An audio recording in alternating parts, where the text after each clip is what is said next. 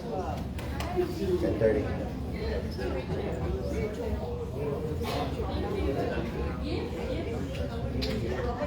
I know what greatness looks like. How are you? Mommy. Oh. Did you read the camera? Yes. Where is it? The camera's here? Oh, no. Oh. It is so good to have all of you here today. It's nice to have everyone when we have presentations, but especially a day like today where it's raining and it's cold out there. So glad you guys came. Let me also say, don't leave that today. Join us from the valley. Isn't that amazing? I'm so glad that you did. I'm going to go ahead and get started by introducing District 3's City Council, Phyllis Villagrán, who is kind enough to join us this morning. And we want to give just a few moments to some of you before we start. Thank you so much for having me. Those that are here and those that are joining us virtual, welcome to District 3. I'm Phyllis Villagrán. I represent the south and the southeast side of San Antonio, which includes the 4 missions here, all except for Mission de Valero, which is downtown. So I'm really glad that you guys are here today, that you have taken this step to kind of learn more, get an idea of just who you are, history, because I was a history major in college, and I think it's important to know where we come from, our stories. As we go into the future and we tell other stories, and we start to tell our story to the next generation. The great thing, and part in our desk, you can see that we are in the midst of the work for the World Heritage Center. This is going to be a community gathering place when it's open near the Mission Marquee for people to come and to share their stories. And I'm really excited about that and that vision that we have. We want to make sure that the people telling the stories are the residents and the descendants of the Indian traditions. So I thank all the groups that are here today. There are so many people out there that want to try and tell our story. For years, people tried to tell the story of the missions and Mission de Valero and the Alamo. And we understood that it was important that we got to the table and we told our story. And that's what you're here today to do. So, of course, it's cold. Our Mission Market Day is canceled, but we'll be back on April 1st. I want you to feel like District 3 is your home away from home. If you're not from District 3, if you are from District 3, know that I am here and ready to talk and to share stories. You guys have inspired me to go and to do one of the Ancestry DNA or one of those tests.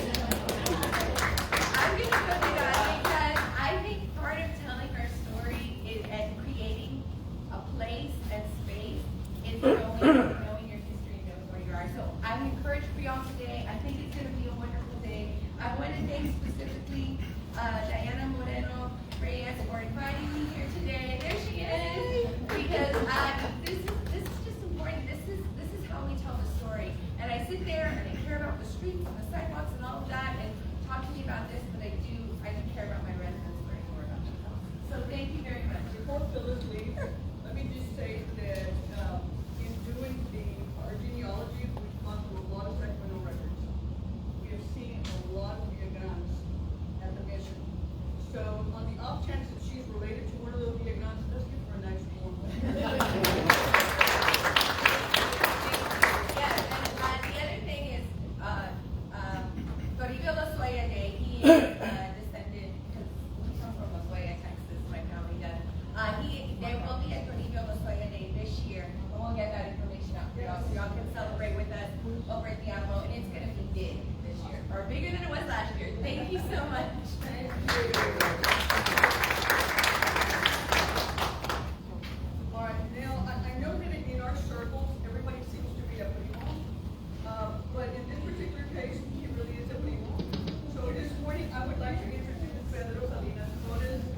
For those of you who do not know Pedro, I'm going to read a little bit of his bio only because, my age, we forget a lot of things. So, Pedro's serving his family's rich history began at the nice young age of 10 when he overheard his grandmother share a taboo family secret with his oldest brother.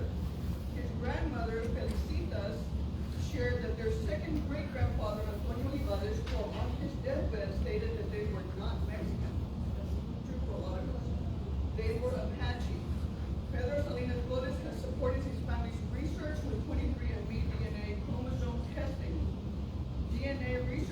confirms that Pedro Salinas Flores is 33.5% Native American and East Asian. Current Native American descriptors are Athabascan, Navajo, Apache, and Anasazi from the Rio Grande Pueblo region. Pedro Salinas Flores was a presenter in Oklahoma City at the National Dropout Network Conference serving Native American students and tribal communities. Pedro has also presented at the National Dropout Network Conference in San Antonio, Texas, where he shared best practices for curbing high school student dropout rates. This is something that I find really fascinating and very important for any and all educators that are out there really trying hard to make sure that our students stay in school and graduate. He also did educational sabbatical of Woolin, Texas State History Museum in Texas. He has a Master's of Education, Educational Administration from Prairie View A&M University. We all have actually our families, so we're proud of them. A Bachelor's of Science with Criminal Justice, Park University from Fort Bliss, El Paso, Texas. So please help me in welcoming Pedro Salinas Flores.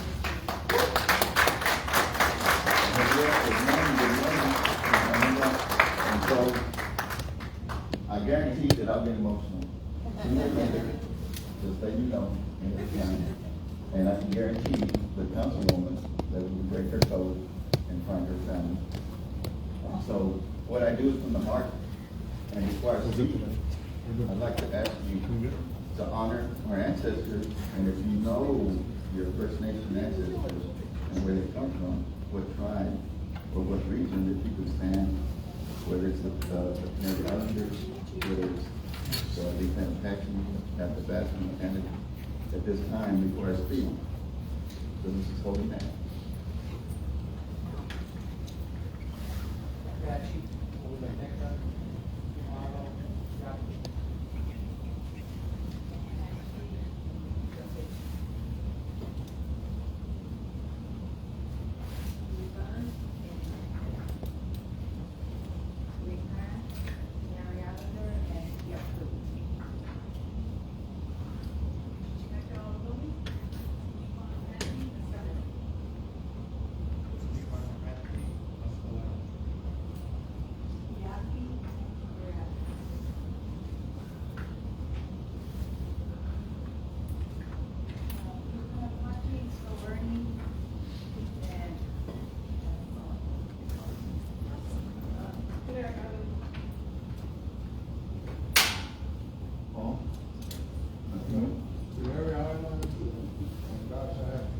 I'm still discovering, so I know that a lot. We all are. It's my honor to see you. Thank you. Debbie? Iván Hernández. I'm a Apache and Michigan and Comanche from my dad's side. He's also married to my prima. Oh. And so, with the utmost respect, I'll get started on affirmations. And so I've had several throughout my journey. Everything I do is from the heart. And there's extensive pain and suffering and trauma involved. And so in hearing that at the age of 10, I couldn't process that. And the reason why is because it took 200 years before it was shared. And it was to protect me. We're no different than the ancestors that were displaced. And so genetics, as shared by our relatives, the Taínos of Puerto Rico, has a marker in Tenerife Gran Canaria. So let's say before Queen Isabella's reign, 1400s, the bunch of people of Tenerife Island were displaced and relocated to the Caribbean.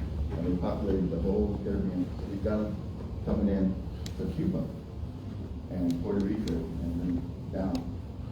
And then has been working with the Tenerife,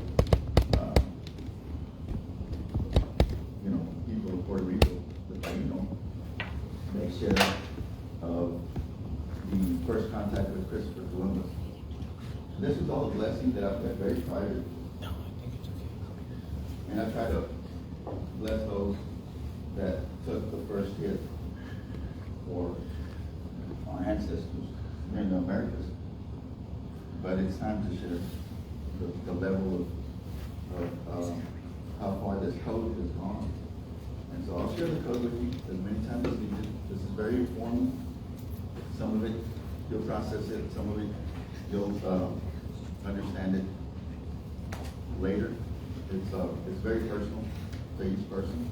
We're all at different levels, but we're all gonna get there together. So we're talking about the Taino people. And so the highest marker in Puerto Rico is A2 at Baskin and C1, which is Cherokee. So I hold those first haploid groups as markers and identifiers as far as to identify migration patterns out of Siberia into the, some say, some say it happened crossing Beringia, an ice bridge, and then into what is now Canada, British Columbia. What if you love the History Channel, Oak Island, you know, that area, imagine that, and then the Arcadian people. So this is involving a lot of displacement throughout time. The Arcadian people are displaced and then migrate. They're relocated to Louisiana, along with a lot of the Basque people. A lot of different people at different times displaced in this country, from north to south and from south to north, at different times of history. And so you'll find these hubs. So getting back to the Tainos, they have the oral history after Christopher Columbus makes contact with the Taino people. They have the oral history of it was so bad, conditions were so bad that people would escape, get on the canoe and row. And so they were able to, through genetics, find Tainos, Taino colonies. That's fine.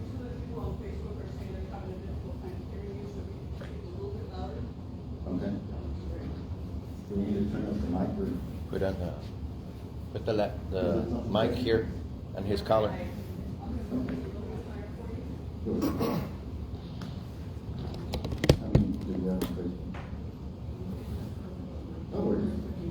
No worries.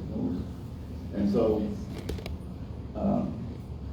at that same time, through genetics, they were able to find a colony of Tainos in the United States. And so, genetics basically supports what you already know, what you deserve. Nothing will replace the oral history. I mean, that's why before I speak, I needed to acknowledge the nations that were here before us, the nations that were here in the missions, affirming your oral history. And I learned this not that long ago. I was invited by the Taino nation, one of the caciques, to a dinner, and was given this tobacco that was grown on his property, and it was involving a private dinner. And I was they're actually Jewish. They are Jewish faith. And Nick Nahu and all these different delegates, the governor of Texas, the mayor of Houston received the delegation, and I've been invited to attend the conference in the Holy Land. However, as an educator, I have a schedule conflict. I have to work on represent that up there. So there were 3 people that were invited, First Nation people, and they invited us because they did not wish to speak. No one was allowed to speak before the person of this land was represented.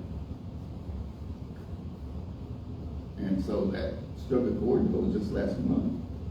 So it's you know, we're all learning. We're all learning about different cultures. We're all learning about how we communicate. I've learned that, how we communicate is circular. It's, you know, and our abuelitas, they only tell us so much. They wouldn't tell us everything. So I just know. So, they wouldn't tell us everything. He's moving the mic or the speaker. But at the same time, they would handpick those that they saw the gift. And only they knew. And they would always do this before they crossed over. So there comes a time where the elders, it's like they start giving you these small blessings. But in a way, they tell you everything. It's too much to process. And so they just give you a little bit at a time. And some people have oral history that can go way back in time, especially here in San Antonio. Oh my gosh, we have such a beautiful history here.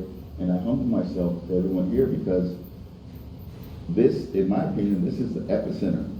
Some people go all the way to visit the Aztec Empire. This is it, y'all. This is it. This is the only UNESCO World Heritage Site in Texas. And many of us here, our ancestors, actually built those missions.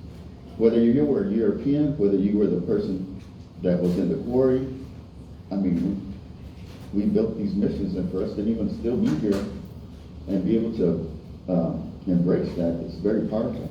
So I'm going to get started with the technology. And I'm going to ask, does anybody have any questions that I can answer at this time before I get started? Okay, thank you. Welcome.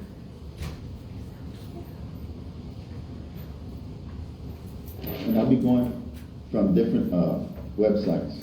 Many of you are familiar with Ancestry. So there are different products out there. There's Ancestry DNA, as many of you know, 23andMe, many of GEDmatch, and other DNA products are available. But I always have to think about, because I was born and lived in Mexico, and I want to bless, everyone, what is the cheapest and what is the best product, or what's the best way to get the data to where we can meet one another. And to me, I'm just going to give you the code now. I shared it, I'll give it to you several times. To me, what I use is Ancestry DNA, and then I upload the raw data to 23andMe, to GEDmatch. And that's really all you need. I know I'm on every product, and my data is fragmented to maintain my privacy, because it's overwhelming. It's overwhelming. And so, in sharing with the Primo earlier, it's like, man, when we were preparing for the King and Queen to visit San Antonio, I saw you all over our webpage, and you were part of the group, and then you haven't been participating lately. Well, I've learned that I can't do my job and then be on social media. I have a learning disability, and so I've always had to deal with this rickety bridge of language and processing information. So when I get on this, pasan las horas, all of a sudden it's like, oh my gosh, I got to go to work in the morning. So, because it's from the heart. And you're constantly looking. And so time goes, so I've somewhat politely backed off of it. I broke the code 10 years ago, last year. And so the code, apart from the product, Ancestry, and then upload to GEDmatch. GEDmatch is free, by the way. But read the disclaimers. If you're comfortable with them, that's fine. And go ahead and upload your raw data. And they have excellent videos on that. But then, who we test first is the woman. We honor the woman. We honor the woman. No matter what happens, we're going to honor the woman. And so that's our first test. So that means if I wanted to get a good sample of my family, if I'm starting this ancestral journey, I would test my abuelita. So you test your abuelita, and then you test, let's say, her daughter, your mother, and then yourself if you're male. So you have 2 female samples, 2 maternal samples, and then yourself. And that's going to be more than enough data to upload to GEDmatch and then to close your circle. Each person has 3,000 matches once you upload to GEDmatch. And this is it's a deeper dive. That's why we use GEDmatch. So with Ancestry and 23andMe, I was with them as a little pup. So I was on Ancestry before DNA. I thought it was kind of the holy grail, the document that's going to connect me to the mission, which in my case was in Mexico or South Texas, and then eventually San Antonio. But once DNA came online, 23andMe and Ancestry, they kind of tapered everything off cut everything off at like 5th cousins, más o menos.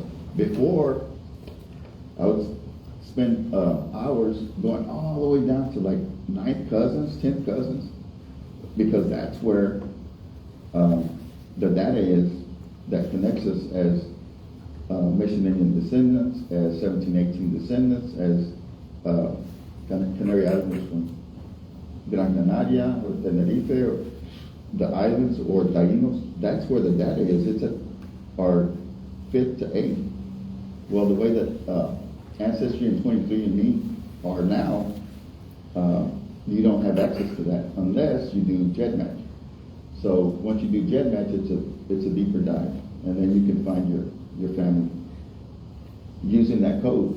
So what's lacking is there are tremendous researchers. I give you, my utmost respect, tremendous researchers. On Facebook, you have communities.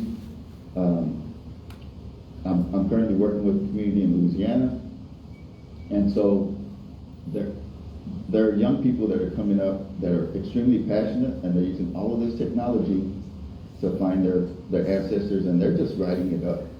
As things develop, they're writing it up, and so that's one thing I discovered after making contact with the Canary Island descendants from St. Bernard Parish, Louisiana. And so, if you can imagine, the only thing they need is the code, because what happens is many of us, we're studying the way it's developed is paternal. It's pretty much studying the male, and then the family, and then before you know it, the woman's name changes, or who am I looking for? And the woman is the keeper of the code, so it gets confusing sometimes. Well, with DNA, once again, I've mentioned that they're linking your documents, your ancestry documents, to the genetics. So after a while, you start getting hints. So you have an ancestry account like this one, and then all of a sudden you do your DNA and you start getting these hints. And what it is, and this is way above me in my knowledge, they're actually able to link your genetics to these documents. So all of a sudden, you start getting all of these hints, and you start looking into it, and at the beginning, you're not understanding how you're related, and then the further you go back, it's like, oh my gosh, I saw that last year, but I didn't pay any attention to it. It was a hint, and then suddenly that was the missing piece that ties you into, let's say, your Canary Island or your Mission family. So that's where we're at with genetics.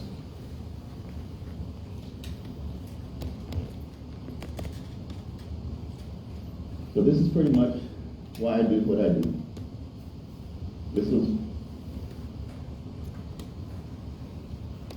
I've tried real hard to give my great-grandmother a voice, and she was always the small Indita that Pedro Villarreal married, and she was the backbone of the family, but at the same time, it was a totally different time in history. Her name was Juliana Olivares, and she married Pedro Villarreal. Well, you're talking about the Villarreales. that founded Brownsville. There were 13 Yariel families that founded Brownsville. And Pedro was a part of that tree. It originated from Parás, Nuevo León, and then they go further back in time. All those families eventually are part of the Juan Oñate expedition, and that's where her line comes from. When I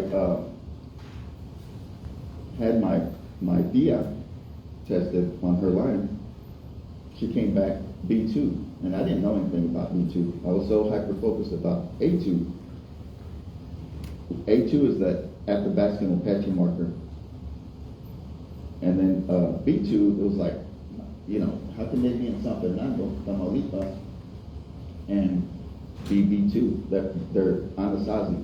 So as a child, I remember looking at a lot of Jacques Cousteau programs, and it's like, ¿qué está haciendo Jacques Cousteau looking for the Anasazi people? He was an international explorer, but I remember even back then, everybody was looking for the Anasazis, because all of a sudden, they disappeared from Chaco Canyon. It's like, no, but it was like, that was going against so much that I didn't know, but so little that I did know.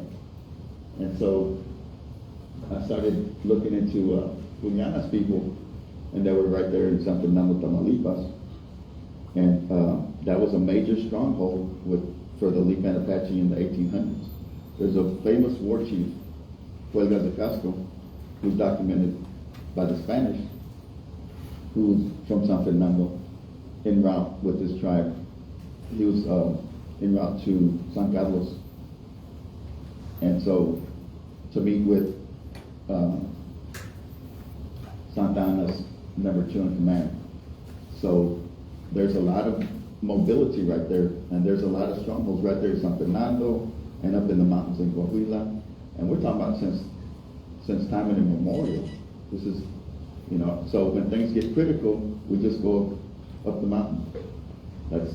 And we start moving at night, So that was my great grandmother, the daughter that heard Antonio Olivares' death statement that started all this. So I just wanted you to see the woman that was responsible for that.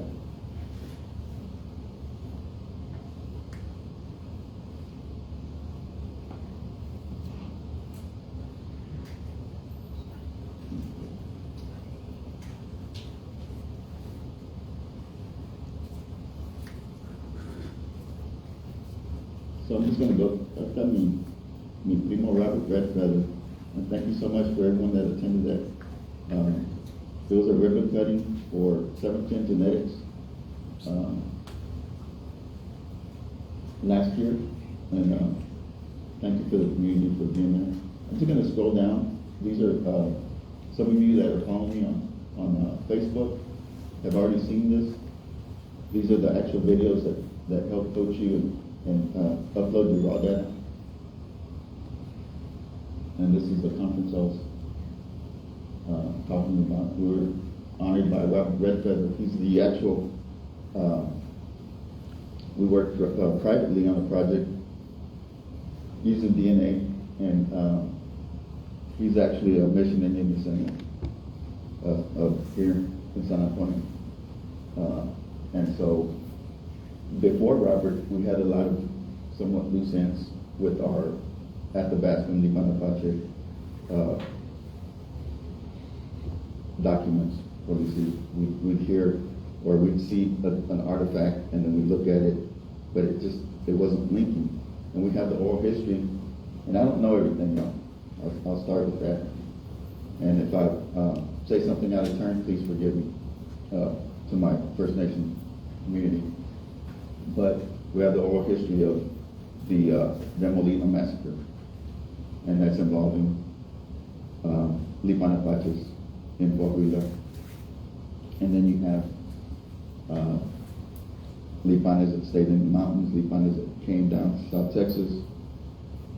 They dispersed. Well, there's this oral history of Anton Apache, and Anton Apache took it upon himself to go find his people. And he would travel at night, and he found his people with the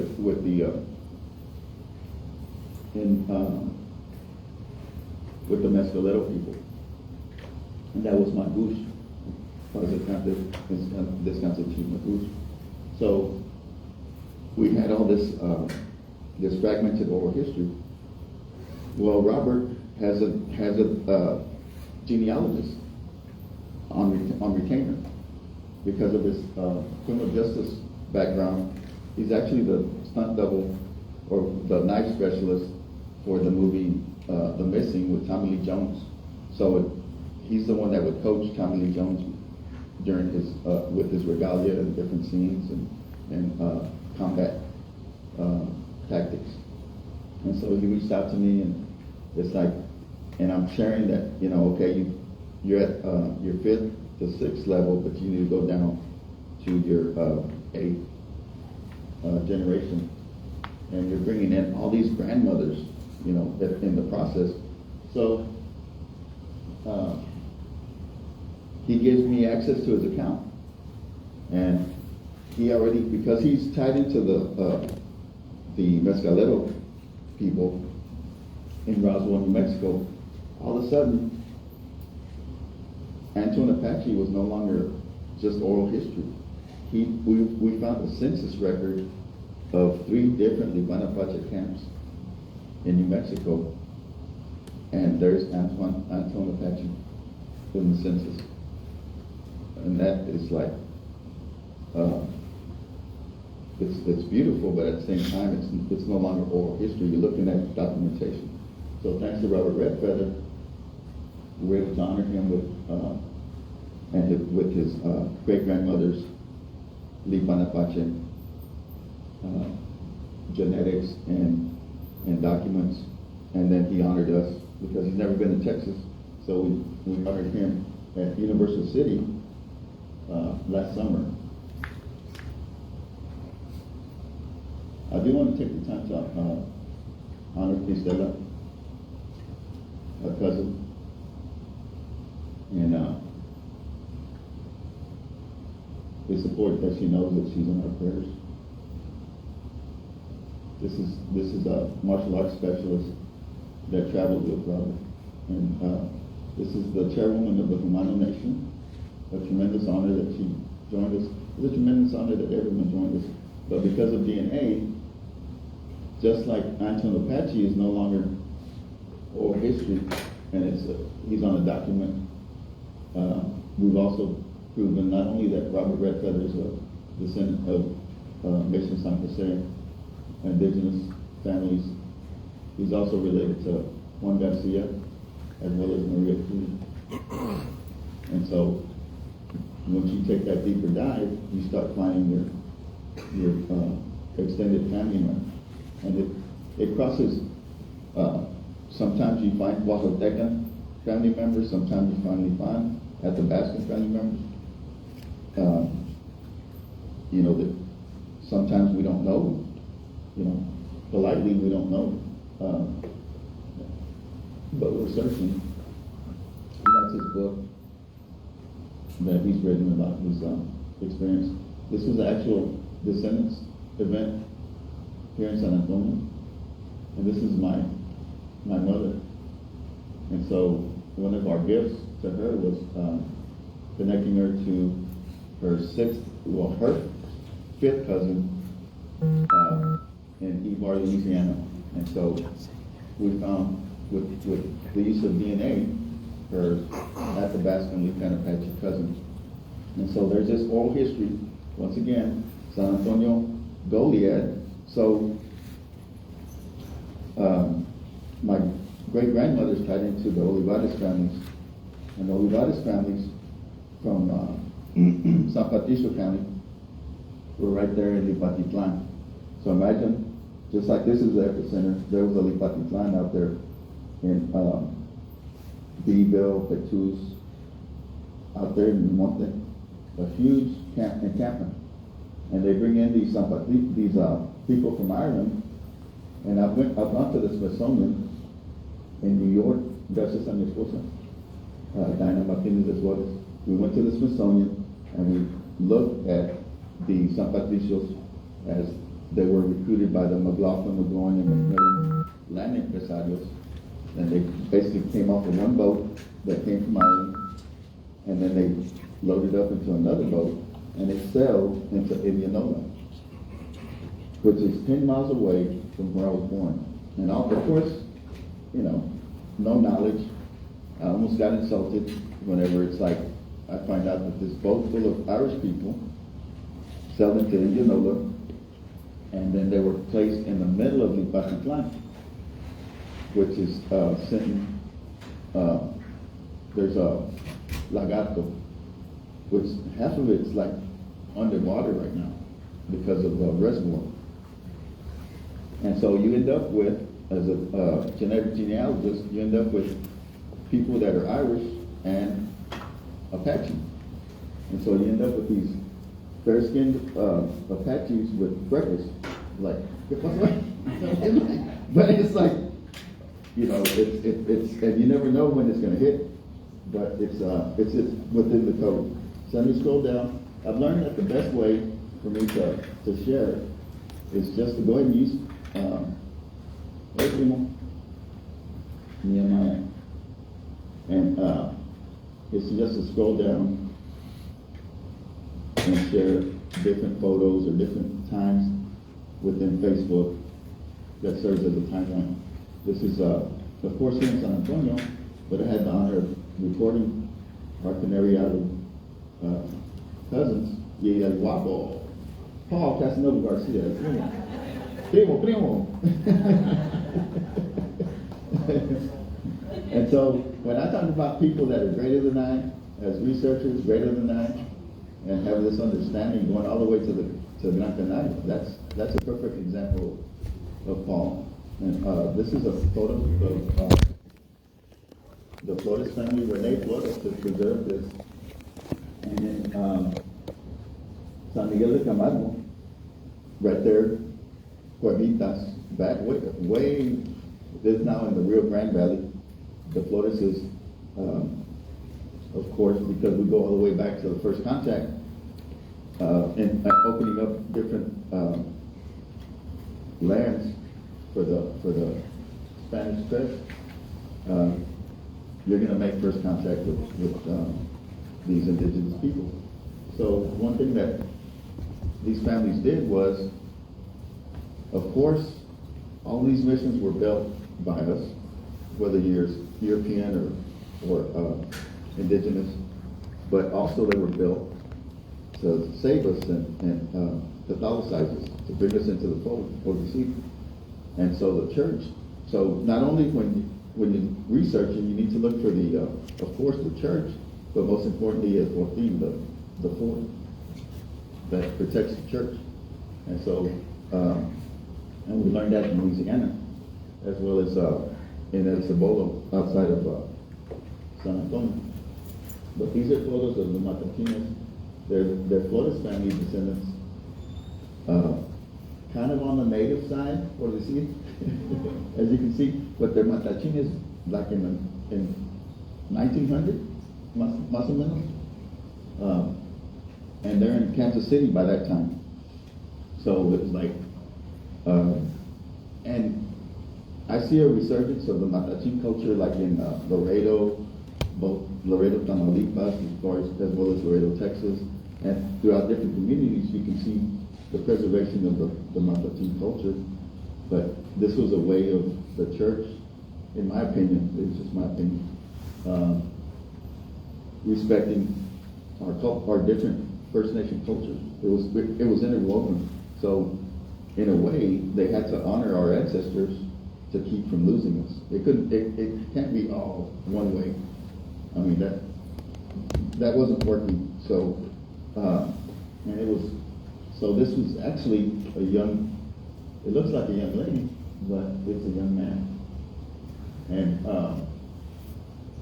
And so even though, and Rene Flores has done a tremendous job of preserving this family history for her husband, Rene Flores. That's in there. These are old Matachín pictures, and these are family members in Kansas City.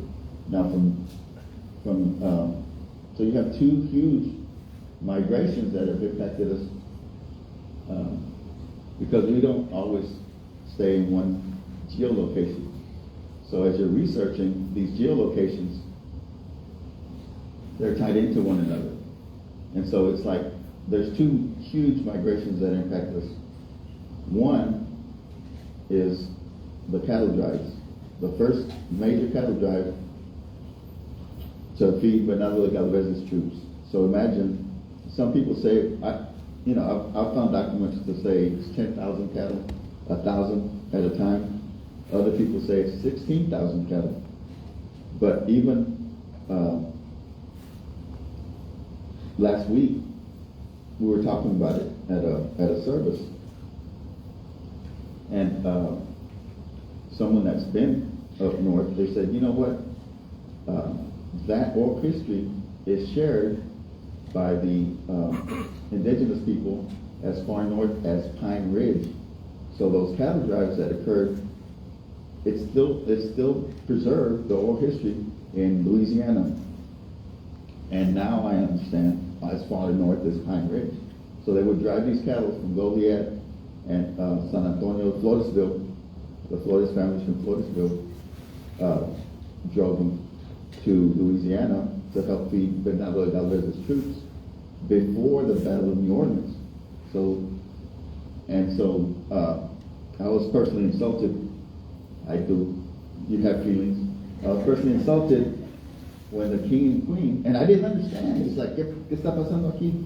We're so focused on the king and queen visiting San Antonio, and it's like I'm keeping up with everything, and the royal family's getting on the plane, and they're going to the Americas to celebrate 300 years of first contact, and then they land in New Orleans. ¿Qué están haciendo en New Orleans? What? And they're greeted by all these, with utmost respect, people with ostrich feathers and tribal dancers. It's like, what are y'all doing?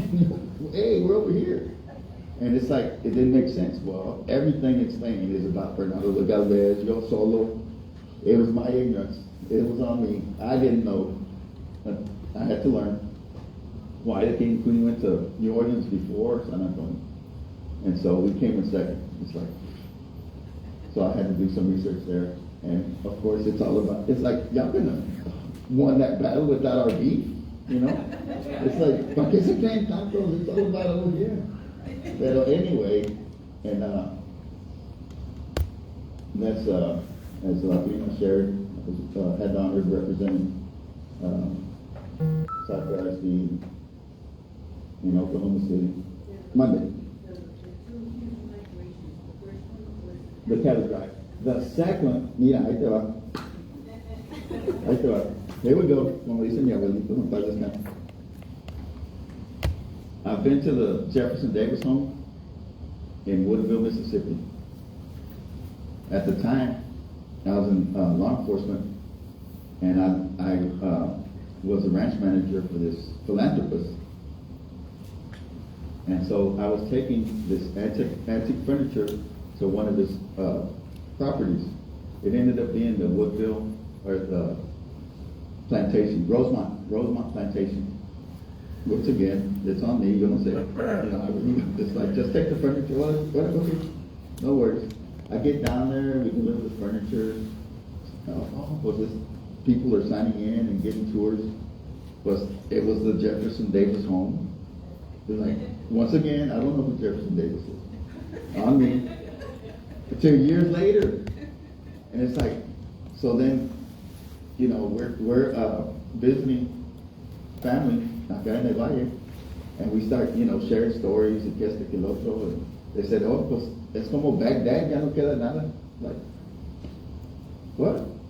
Yeah, ya no queda nada. All the Spanish, they used to dock their ships right there, and they used to tie off of one another, this huge cadena of ships, and since they worked closely with the French, what? I thought they hated each other. No, hombre, son primos. What? It's like, yeah, I guess they could look them. Okay. And of course, going over my head. But I really started to perk up when they said, pues sí, desde Mississippi trajeron todo el algodón. It's like, okay, slow down. Desde Mississippi. It's like, and then I said, pues I've been to Mississippi. One time, Woodville, Mississippi, Jefferson Davis home. No, it's just like, they were behind all of that. All of what? So if you can imagine, I'll get to the point, the next migration involving everyone, all ethnicities, from Woodville, Mississippi, during this Confederate Civil War, this V shape of nothing but cotton working its way all the way from Woodville, Mississippi to Baghdad, Tamaulipas. Come on, Pedro. It would take 3 months to load these ships of cotton. And then they would sail around the Horn. They would sail to England, and they would sell the cotton for 3 times what it was worth in Europe. And that's how they funded the Civil War. That's one of the ways they funded the Civil War in aquel tiempo. But who was loading the ships? Nosotros. But, you know, we have, you know, they always look for us for the labor, what they see. And so, you know, there's processes back then. There were haciendas at that time, colonies, what they see, and it was a different era. It was a different era. The big S, slavery, was a reality. So look, it didn't matter really whether you were African or from African descent, from Native descent, you know, even from Irish descent. You know, it was a different time, but those were the 2 migrations from Woodville, Mississippi to Baghdad, and then loading up the ships of cotton. So you can see a lot of displacement from south to north and from north to south. Yes, ma'am.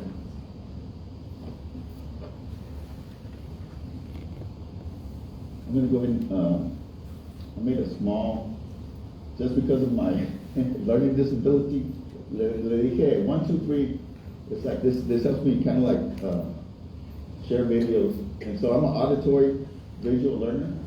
And so it helps me process the information. And so I'm going to share different videos that help me understand.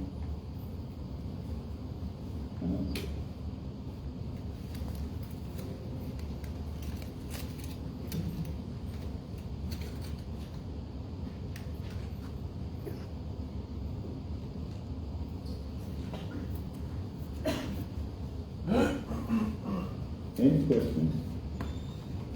I apologize for my typing too.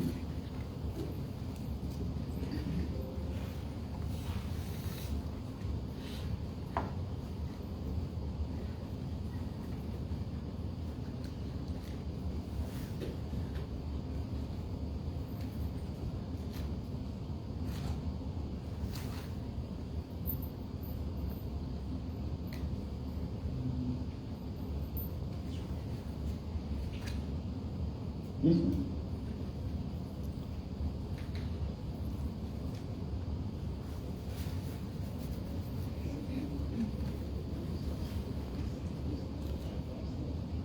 I'm at 100 on the audio.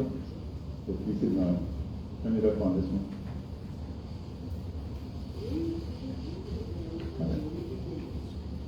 Hunting in Spain would send forth a small group of pioneers from the Canary Islands.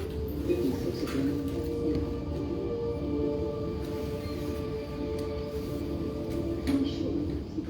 And then on to a spot in western wilderness we now call San Antonio. The year 1744. In the 3 centuries since, a city has emerged, forever changing what we call Texas today. This is the story of the birth of San Antonio.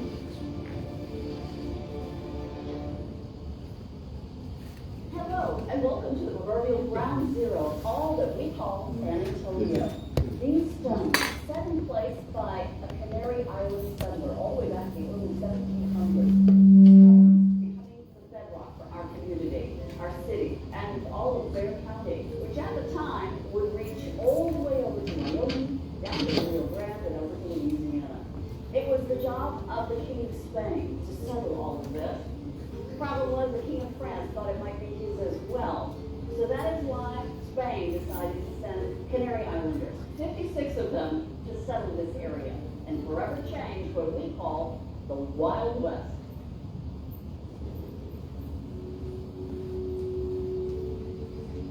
There was already the mission de Valero, which we now call the Alamo. And there were Indians in the area that called this area home. But in the early 1700s, all Spain had to protect its New World investment from invaders was just a few soldiers. That's it. And back then, the king knew that was not enough. It's not till 1731 that Spain then says, we want a town. We're going to start a town, an actual civic settlement, and that is when the Canary Islanders came. They began their little village and their church, which now we know as San Fernando.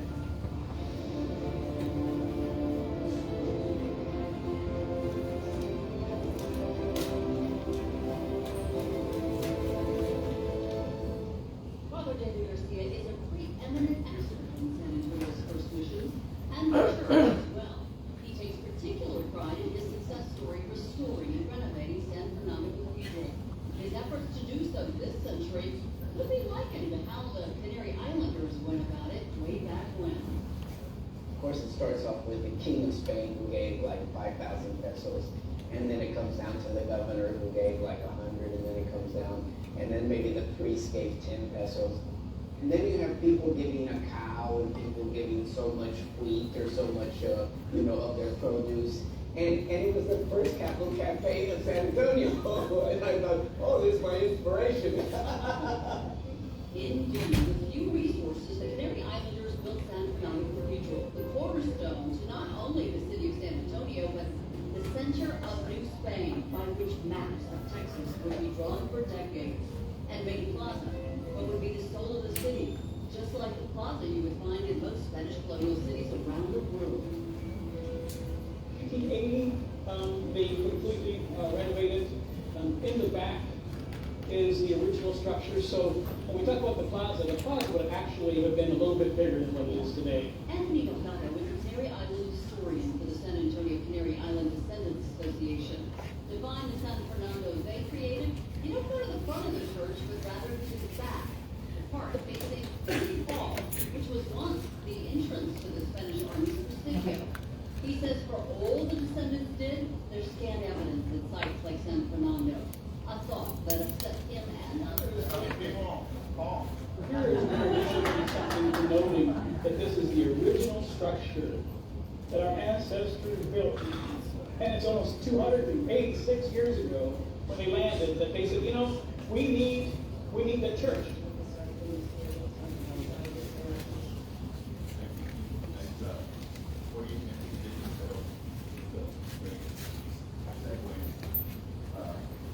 So once again, that ship sending into New Orleans, that hurt my feelings.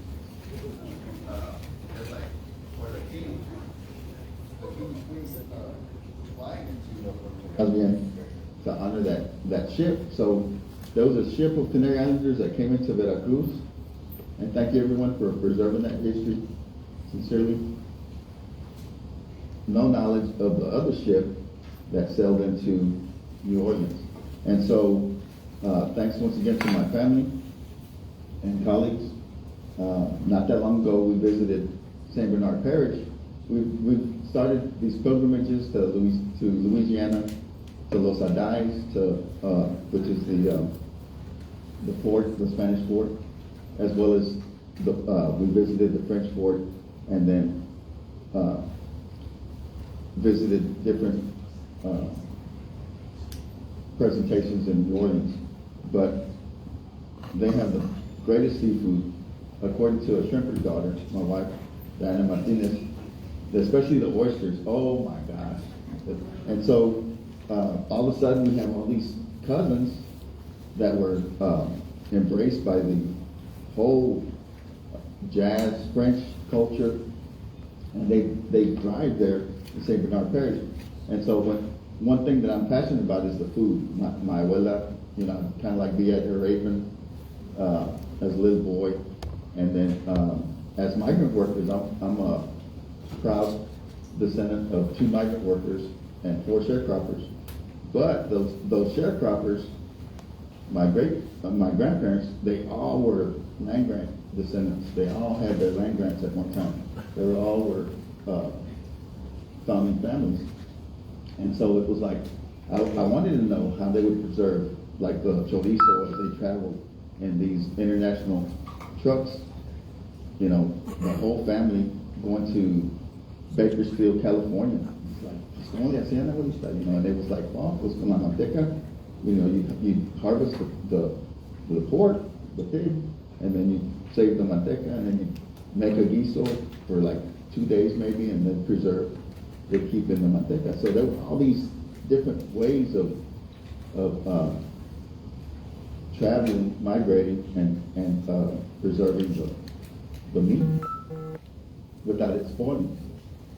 And so I'm passionate about food. And so when I visited those Isleños, it's like I had to have a cookbook, and I've known about the cookbook for about a year. And so I asked the lady, can I interview the person that helped write it? And it's like, no. It's like, well, then if they're still with us, because I don't know, it's after COVID and everything else, if they can sign it.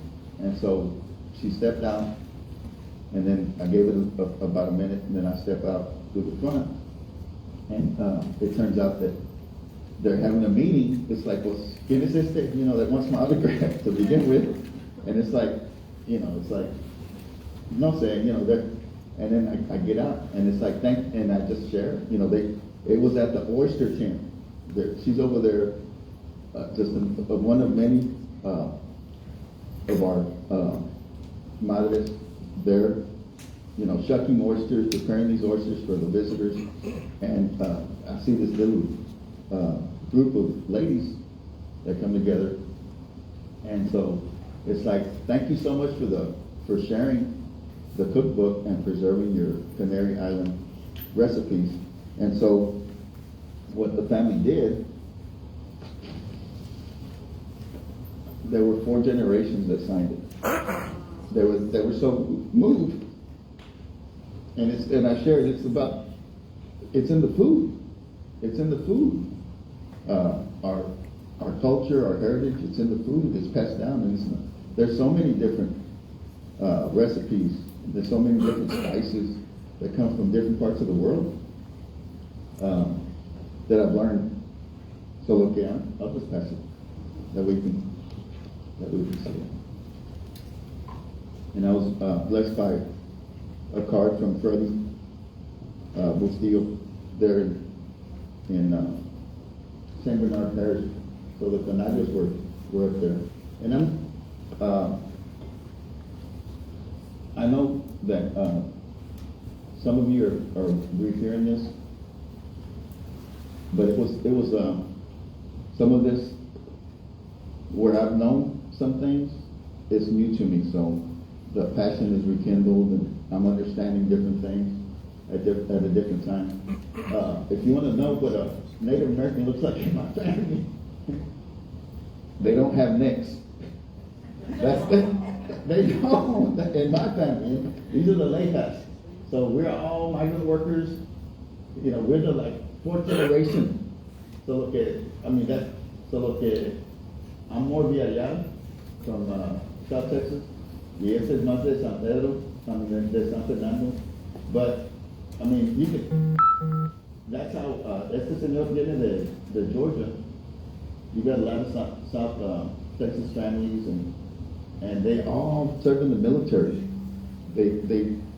So after the military, some of them get into law enforcement. Pero,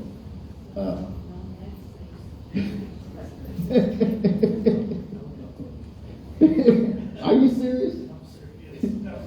Of course I say that with the utmost respect, kind of like as men talking, or primos, in that spirit. That's not, no disrespect to anyone. It could have easily been, was that? Sir, can we take about a Yes. 10-minute break? Yes. We're gonna take about a 10-minute break so that you need to go to the bathroom or get some more, nourishment. We'll be back in a minute. Get up and stretch. And be sure to come back because he's got a lot more stuff to talk to us about. He'll be covering the judge match number, so please, be sure to come back.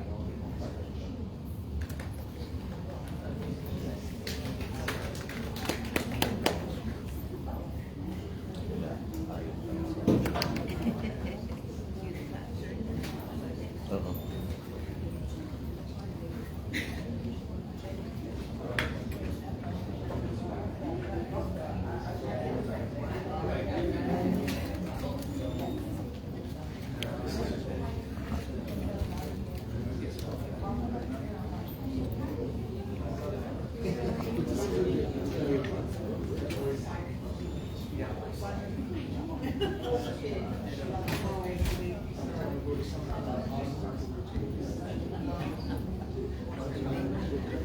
There's no way to pump.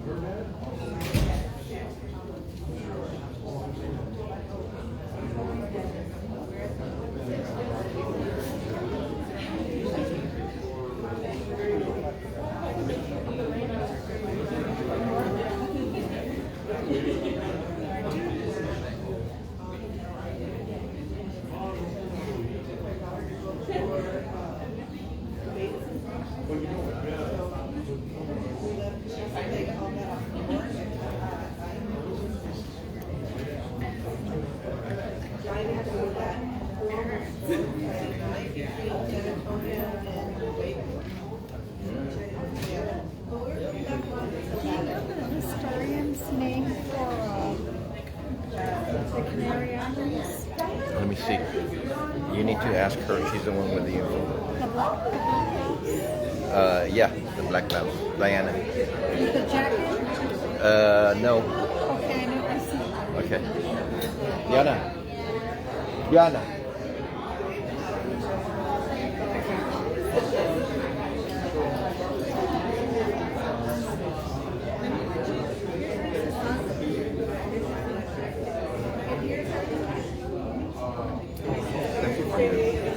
Your mic, bro. It's working good.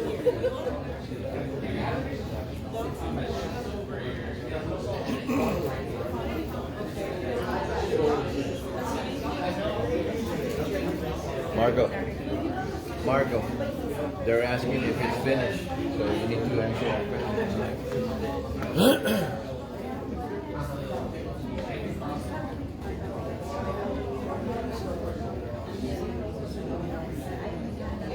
No, I'm gonna put it on this.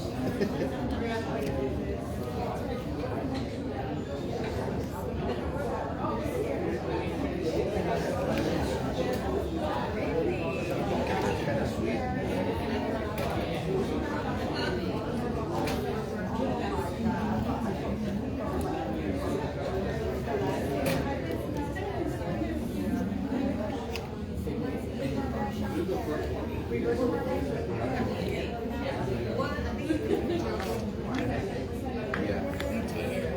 Yeah, we got that almost.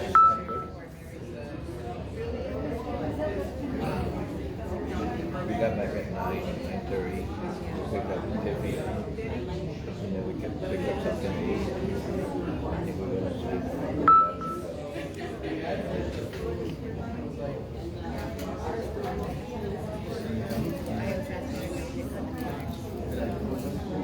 Oh. The introduction changes states stay in one place. If she needs to, instead of moving, move her eyes. Keep your eyes not that. That's coming from a speech. Not me. That's what they told me.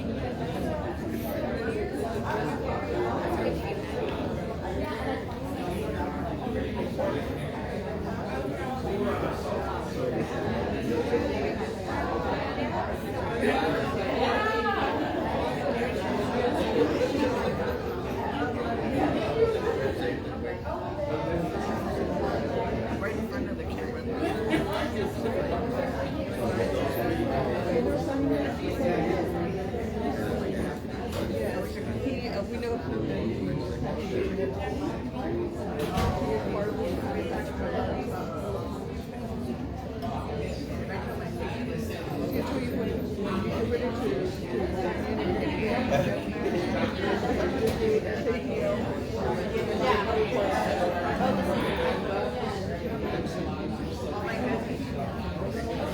I'm gonna log in now and see so like, ooh.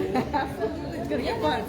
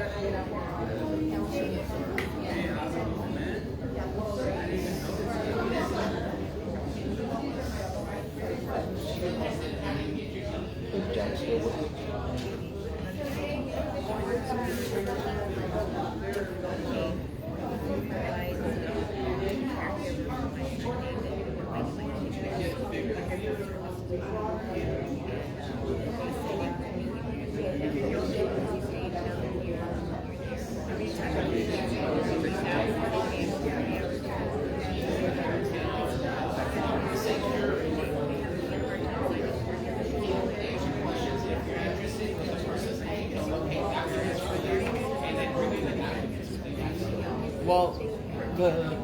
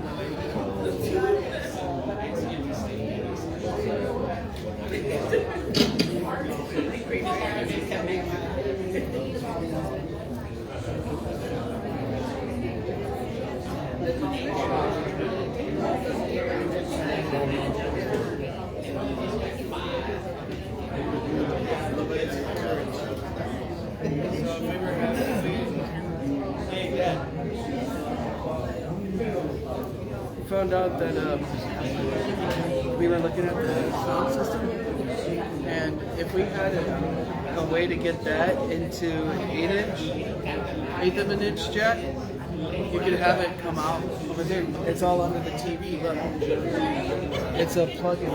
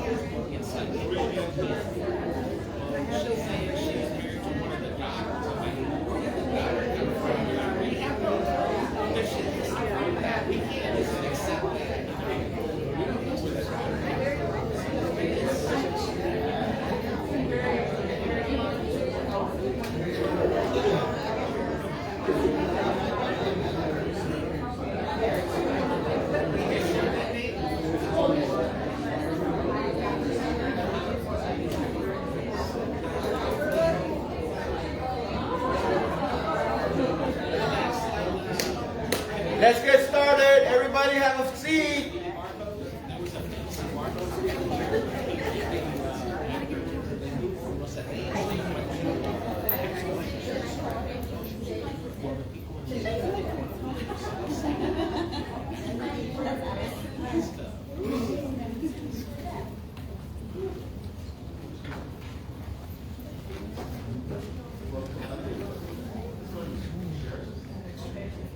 When we get ready to do the deadmatch part, I know some of you are going to want to sign in to the internet. The internet here is just SAPL, San Antonio Public Library. There is no password, it is open to anybody, so again, it is SAPL. Thank you, everyone. I'm gonna, segue into the DNA portion of our, presentation this afternoon. I'm gonna honor the Tiger people, and I'm gonna look for a video, and then we're gonna use deadmatch in real time to honor Lisa Santos, Gloria, whatever, and Michael, and we're gonna close that genetic circle, and we're gonna be able to see who their relatives are.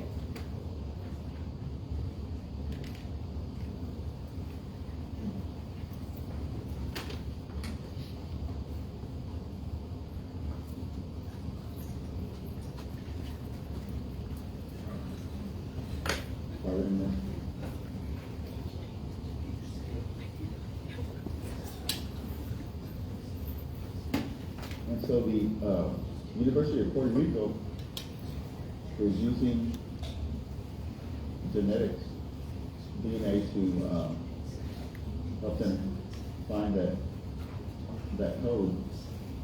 And this is very important because, once again, they're the ones that were the first contact with the European people. With that most respect, this is at the Padre Nuestro complex. When we talk about the Taino, people don't talk. Everyone knows the Aztec. Everyone knows the Maya. You mentioned Taino, they go, who are these people? The name Taino itself is a generic term for the late prehistoric peoples of the Greater Antilles and the Bahamas, the Islands. In terms of national identity, the people in the Dominican Republic think of themselves as Indians, but as people of African ancestry. These are the people that created Columbus. Columbus arrived in the New World world, there are several million Taino already here, living in the greater Antilles. Knowing more about the Taínos will help us understand other parts of cultures. You have two worlds that didn't have previous knowledge of each other coming together and initially misunderstanding each other fundamentally because they were trying to fit them into the world as they understood it. When in fact this was something totally new and unprecedented. A large number of indigenous population of Taínos that were decimated, assimilated, or disappeared in the first 10 years of contact with the world.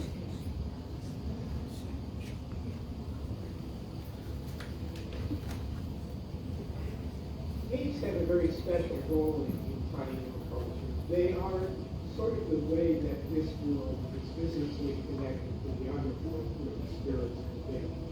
Tainos believe humans were created in 2 caves. Taino people in 1 cave. Non-Taino.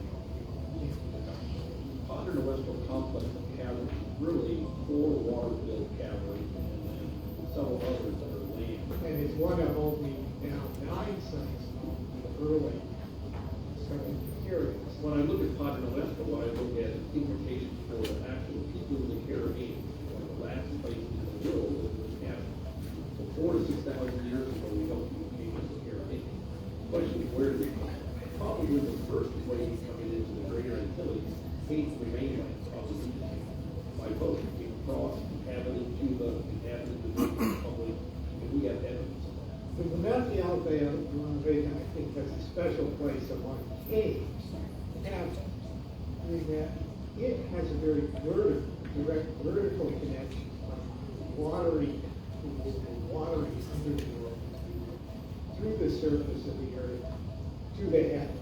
The only way you can explain these objects that date from 600 years before Columbus contact, right up to the time of Columbus, is that they were offered underwater, they were preserved there in an anaerobic, no oxygen, very little sunlight penetrating. That's why left. It has the largest diversity of tiny objects, organic and ceramic, anywhere else. And all placed in all over the world. What conception they have of water beyond we don't know. His voyage into the New World were the result of many historical processes. By 1492, the last kingdom of Granada is one with the Christian. And it is actually at that point that Christopher Columbus is able to gain the support of Queen Isabel and big person. What he was looking for above all was to become the founder of the wood family. Down through the ages. When you think of Columbus' first voyage, everyone knows Columbus said it was true for the but not everybody knows that the first shipwreck of the Americans was the same. The same degree of ran ship up to the standpoint of the reef because of the heat. They couldn't get the ship off the reef. Columbus was not able, with only 2 smaller ships to bring everybody back to Spain. They were able to actually use the materials from the now to build a port called Navidad. And he left 39 men, he said, Columbus was of the idea that there was a lot of gold in that area. What he wanted to do was to have this port over there so that they could start the trade with these people. everyone knew he was coming back. A little over a year later, he comes with the second voyage, he arrived at Navidad, smoldering timbers, everyone's dead. And his doctor, said they looked like they'd been dead about 2 weeks. Columbus was thinking about trade, but the Spaniards were thinking about colonization. They actually started to demand some things from the indigenous people, and the indigenous people just did not accept that. Most probably it was the local Taínos who essentially finally decided they had to get rid of these people because they were too disruptive. So he knows not to stay there. He elected to go down the coast where he'd sailed a year prior in a matter of several days, 30 more days to make it 80 miles down the coastline. pulls into a place, a river, Bajo Eagle River that he had made. And he says, this is it, this is the settlement of Isabel. They brought a priest, they brought some women, they brought animals, they brought everything they need for a full-fledged colonization. The sort of backbone of the early Spanish colonial economy was the right to make demands on the labor of the Taínos did not want to accept Christianity. That person could be enslaved. One of the major sources of the writings of Father Las Casas. You have seen actually in Cuba rivers of blood, of all the indigenous people that were killed and massacred in the hands of the Spaniards. They overworked the Taínos in gold mines, the Spanish plantations. They took them away from their villages and their families at crucial points in the agricultural year. From then on, we're going to see that there's going to be a major clashes, in which many Spaniards actually died at the hands of the Italians. The trigger, at least as story is kind of down to us, was when a Spaniard cut off the Taíno's ear on a trumped up charge of theft. Spanish show up with half-butt rifles, crossbows, horses with soldiers with lances. But I would say that the most important weapon against the indigenous people was actually disease. There are accounts of at least some Taínos killing their children and then committing suicide, rather than trying to face a world in which they could no longer know. The annihilation of the culture of the Taino and right into the Americas is well documented. Small amounts of Spanish made huge influence because of their arms, their weapons, and their tactics. They were there to conquer. They were there to make conquest. If you look at the major transformations in human history, I don't think, give me a list, a short list, 5, 8, 10, 12, I don't care how many. You have to include in that list the unification of the old and new worlds into a single world. After that, everything is different from the way it was before. People, plants, animals, diseases, ideas start moving all over the world in this sort of first great sweep of globalization, a word that's much bandied about nowadays. But the real globalization first occurs at the end of the 15th century. In a sense, they are the first people in the back of the earth. And they deserve our study and respect for that very reason. It's so hard for me to watch, but it's part of our history. Senator, is where you've seen some activity from? And I say our history because, I still have issues coping with our own Mexican history, Texas history, Louisiana history. And then I received a phone call from a cacique and another cacique. So these are the holy people of the Taino Nation. One's in New Jersey, the other one's in Georgia. And it's like, you bless so-and-so with the closing of the genetic circle, and it's showing that they're related.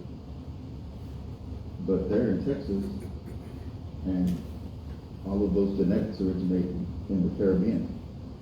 So the University of so they were working closely with the University of Puerto Rico at the time. Forget to give you back your ginger. And they didn't have the code. They had everything. They were studying the woman. They already knew that the code was maternal. It's the woman. It's a maternal code. Honor the woman. They'll all come forward. But we were overanalyzing. I was overanalyzing for like 5 years. And I go into these deep dives, trying to find a way to honor our maternal grandmothers, and it finally came together. And I shared that code with them.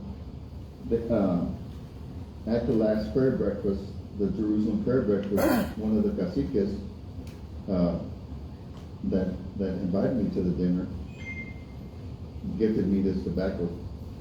And so if anyone would like a pinch of it, he grows it on his land, and help yourself, just pass it down. And there's some tissue if you'd like to, tobacco from the Taino people, for smudging. I'm going to, look for an article, about this, process with the Taino people and the University of Puerto Rico and this researcher that's using DNA to analyze everything that they shared in that video.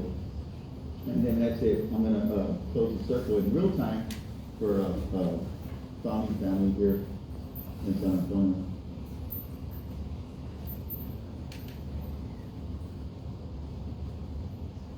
If you have a question, I mean, it's your family, it's grassroots, it's a grassroots presentation.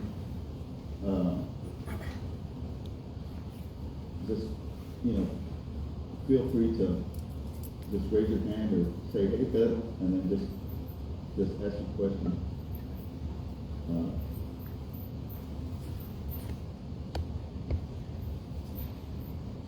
And this is developing, as we speak. So, let's see.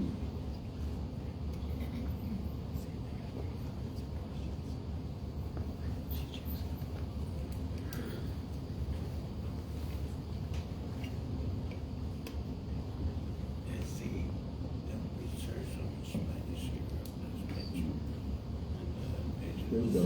Shop Michael's lowest prices of the season. Save store-wide and online now through March 26th. Feel free to write down your questions and I'll answer them. And you started advising that people of 3 kilometers Puerto Rico did not disappear entirely as previously believed. Historians believe the indigenous tribe called the Salinas were completely eradicated after Europeans arrived to the island in the 15th century. But now that's not the case. Researchers have found 3 genomes from ancient skeletons living in the DNA strands of the living Puerto Ricans. We need now to explain this discovery is one of the geneticists on the project. We have Nieves Colon. Good to see you, Maria. Hi, thanks for having me. So I'm fascinated by this story. I always been told, I have family from Haiti. I had always been told that the Taínos were completely eradicated after Europeans arrived to the Caribbean islands. So explain to our audience why these results are so important to you, and of course to not just the people of Puerto Rico, but all the people of the Caribbean who would have Taínos living on some of those islands. Yeah, this is a very common story, actually, that we hear throughout the Caribbean. And it stems from interpretations of the writings that European colonizers left behind. They talk about people on the island being wiped out pretty quickly after colonization. But that idea kind of bumps up against oral histories and stories that people tell on the island of having, for instance, an indigenous great-grandmother or carrying cultural traditions that have a native origin into the present. So what our study looked at was the genomes of the ancient population to try to understand whether or not there was some genetic continuity that went hand in hand with the cultural continuity that we also see. And you spent 10 years doing that, working on this research, which is remarkable. What are some of the biggest discoveries you were able to make over the course of your research? Yeah, so we found 2 main things with our study. We looked at the genetics of about 124 ancient people that lived in Puerto Rico, at least 2,000 to 600 years before European contact. And we found first that there was a genetic connection between these ancient people and present-day indigenous communities in the Amazon, which suggests that it was Amazonian people who initially kind of peopled the islands of the Caribbean. And we also found there was a partial genetic continuity between them and present-day Puerto Rican. And I say partial because we did also find a lot of genetic diversity that was present in the past that isn't present now. So clearly there was a decline. But the fact that we found 3 sequences that persisted into the present day suggests that this wasn't a complete genetic extinction. That's fascinating, and I always long wondered where the Taino actually came from. So the idea or the hypothesis that they originated in what is present-day Brazil is also really, really interesting. Did the climate in Puerto Rico and in the Caribbean make it difficult to analyze the DNA? Yeah, well, that's part of the reason why it took so long. So the same conditions that make the Caribbean a beautiful place for vacation, the warmth and the humidity, make it possibly the worst place for DNA preservation. So ancient DNA in general is always degraded and fragmented because we're working with genetic material that has been in bones or teeth for thousands, sometimes hundreds of years. And when it's really hot, that degradation just becomes faster. So in order to deal with those issues, we have to work in extremely clean conditions. So we would take the skeletal remains and we would analyze them in a clean lab, and then we would wear these spacesuits that sort of protect the samples from our own skin and hair so we don't contaminate the samples. And we also have to use cutting-edge technology for sequencing the genome. So for determining the A's, T's, and C's, we have to use these very large and expensive machines. And that kind of technology just wasn't available 10 years ago. So that's part of the reason why it took us such a long time to do. And, you know, so the other thing that I'm sort of intrigued by is modern day humans have been on this planet a relatively short period of time when you compare the age of the planet, you compare the age of some species of animals who've been here for many millions of years.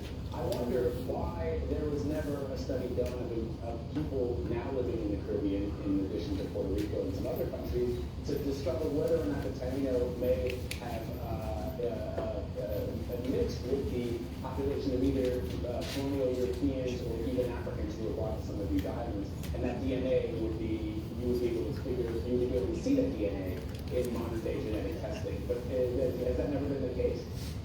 Yeah, there's been previous research, but most of it has been done with present day populations. So like Puerto Ricans that are living now, like myself and my family, would get sampled and we would look at their genetic diversity. And as you said, we would find that there is a mix between Native American genomes, Native American ancestry, and African European ancestry.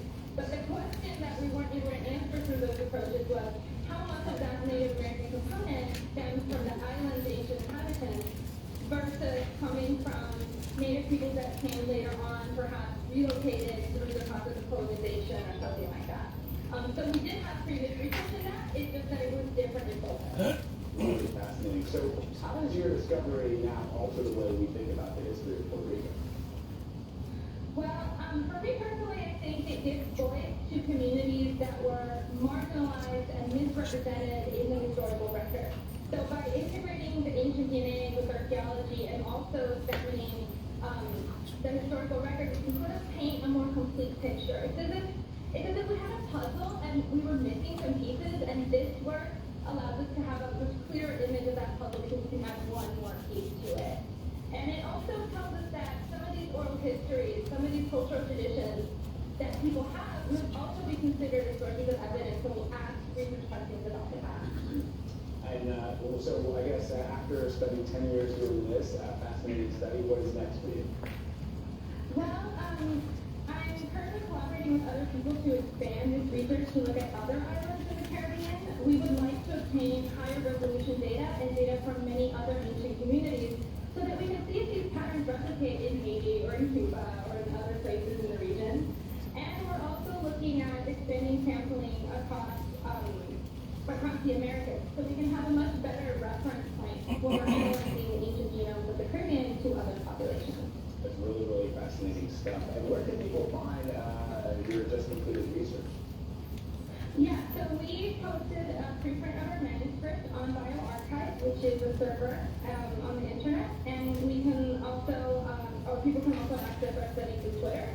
It's all posted on my Twitter account. So. What's your Twitter handle? At MyOPR. All right, awesome. Thank you, Maria. We really appreciate it. And come back and tell us as you update the study what more you've learned. We'd love to hear. Thank you for having me. So that was crucial. That was a crucial part of the research with the caciques that came forward from Puerto Rico. And so in that video where it shows the underwater artifacts, those were promesas or areas where the Taino people or the people of the Caribbean would go in pilgrimage and offer gifts, much as you see in different societies, communities. Well, they found the remains of a 1,000-year-old woman, a mummy. Her bones were in that shrine. And so there's a GEDmatch number for her remains in a study. And I was able to connect the cacique of the Taino people to that 1,000-year-old ancient maternal code, and that's what brought forward the Taino people. That's why they call me, and it's like, well, that's one reason we're calling you and want you to bless us with this code, but mainly, when we take these DNA tests, we're showing A2 Athabascan and C1 Cherokee.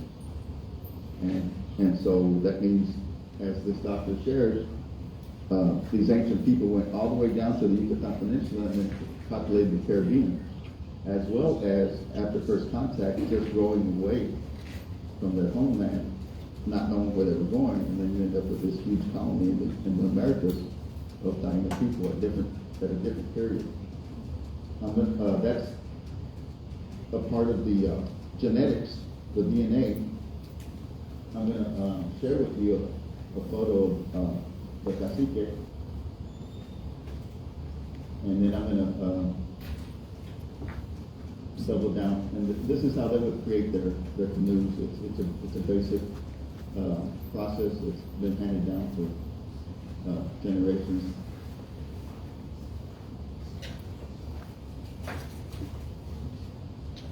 Excuse me, disrespecting everyone's time.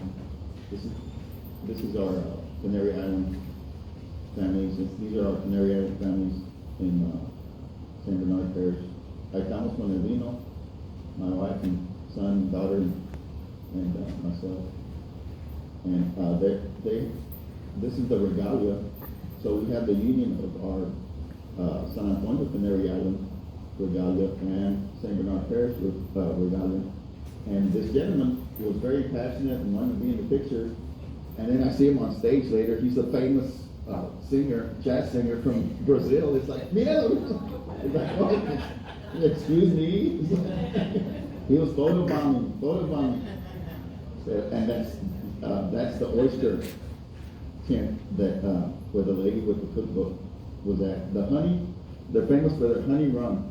And so the bees are prominent there. It was La Famosa Diana Martinez de Flores, and that's a traditional structure of St. Bernard Parish indigenous people. Los familias de San Antonio in Louisiana. Let me get to the Pacific side.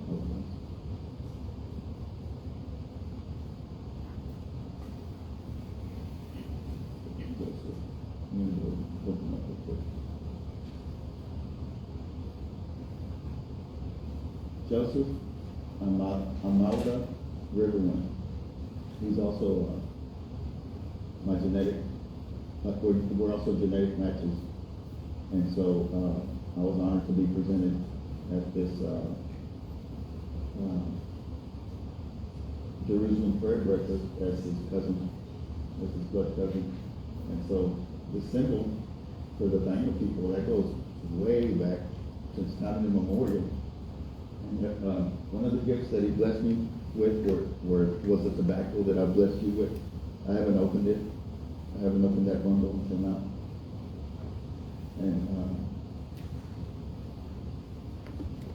And then he said this was made for me.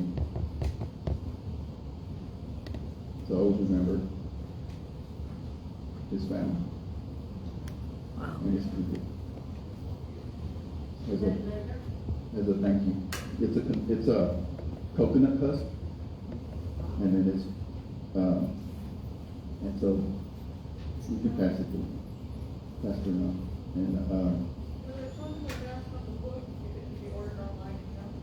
And yes, it can. Everything's at and it's a major fundraiser for the St. Bernard Parish families. And he's very, I mean, naturally, he's held on to his whole history. He blessed me with his pen, which is representative of his organization.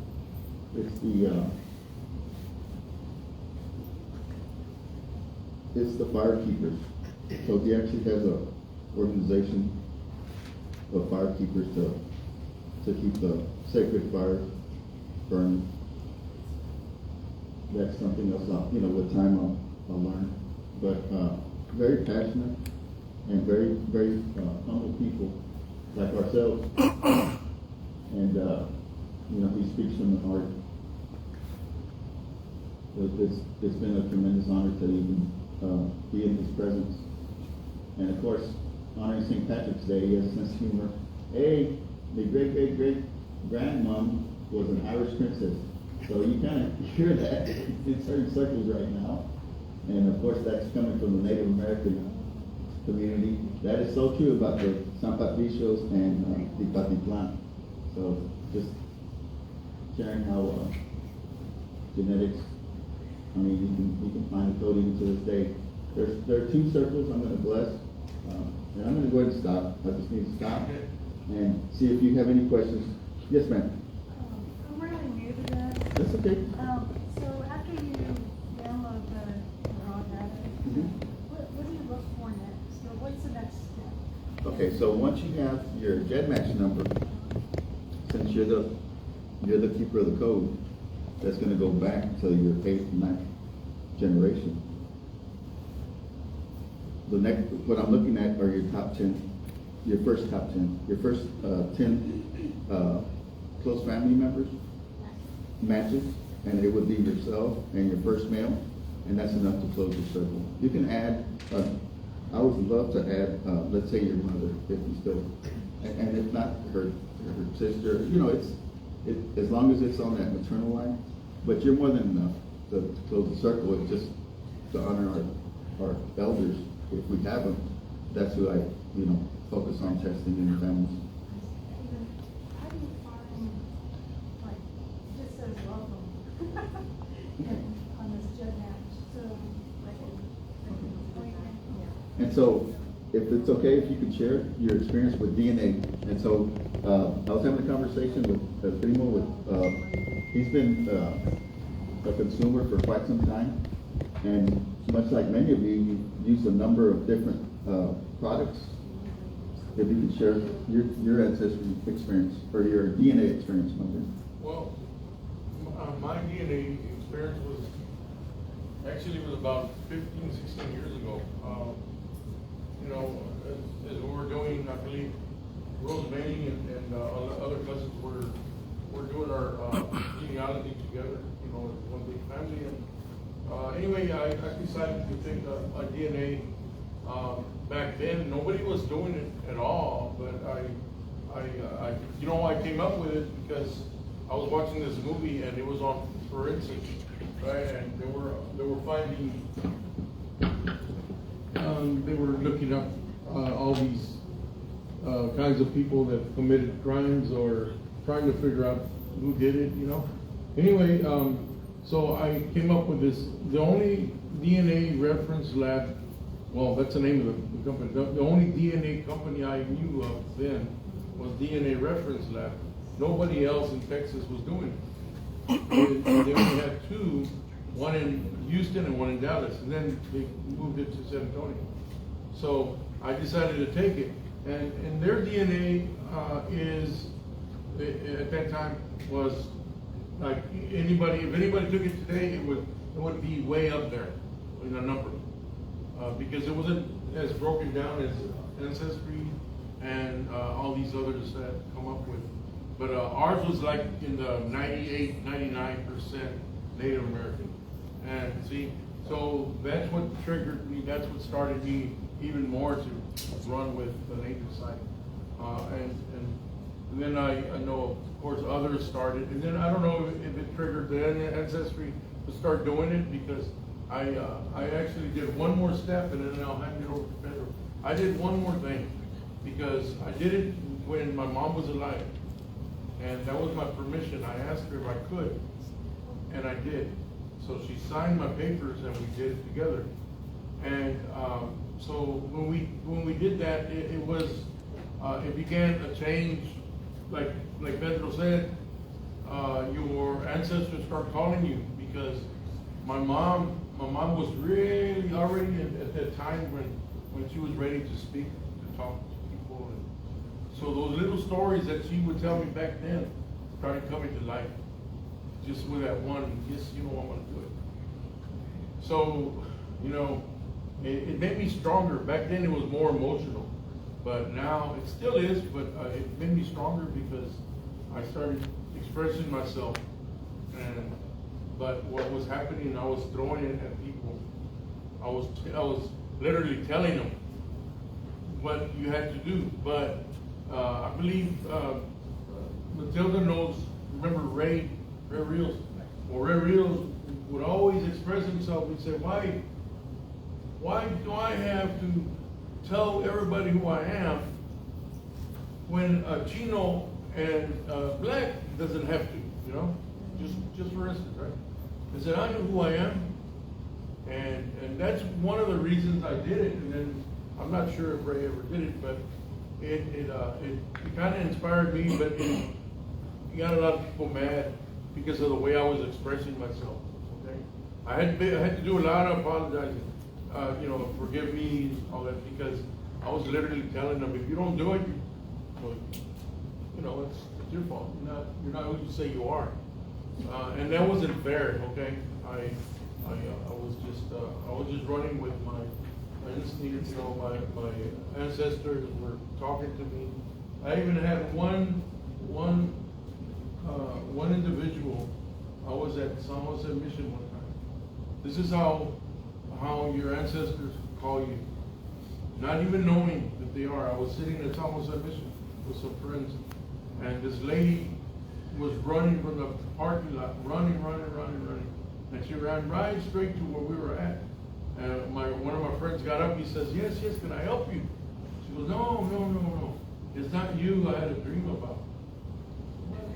It wasn't you." And turned around and said, "It was you." And she pointed at me. And I said, "Well, I don't even know you." She said, "No, I need to come." Anyway, there was a story behind it, because it was my great-grandmother that I never knew was calling me and asked me to go to her grave. And that's when I began my research on my native side with my great-grandmother, which is Comanche. But all of a sudden I get all these ancestry, and I said, primo. Well, not only that, it's just like, God, I didn't know about that. But they started advertising how much they were charging and all that. I paid a lot of money. I think I did pay too much, but now because everything's almost dirt cheap. But it is listen to your ancestors, listen to your heart, listen to it, because it's for real. I mean, I know a lot of people in here that did it thereafter, even my brother, and it was I'm gonna say it because now that I'm here with everybody, it might be all related. It broke us apart a little bit because of who we are, okay? Because we're all trying to identify ourselves. And now that I see everybody is doing it, and I said, this is good. But it's really hard for me to come into crowds like this because I believe I was there, but I didn't share it. I didn't share it like the Reyes are sharing it. I didn't share it like a lot of people, are on fire for their culture. Okay, I was keeping it to myself. So that's probably why I felt so out of distance with a lot of us. Okay. But anyway, I just wanted to share that with y'all because I don't know why Pedro put me on the spot, but well, he knows I can talk. Thank you for that, because you're sharing how sensitive it is for First Nation people. This is this is taboo to begin with. I mean, and so especially with First Nation communities, we don't do this. And so you, and I picked you because your wife is a descendant of Nicolás Flores y Valdez, who's at San Fernando. And he was the garrison commander of San Antonio. And when he rode, he had 50 Lipanapacha scouts. Of course, he was chasing Lipanapachas at the time. And so, that's one of my ancestors from Moncloa, Coahuila, who was the garrison commander here in San Antonio de Beja. And I wanted to share that with the king and queen of Spain, but they never had time for me. Anyway, so I'm going to go and transition into DNA, and thank you so much for that, because that is the First Nation perspective. And this is sacred. I'm going to go ahead and honor Mondays.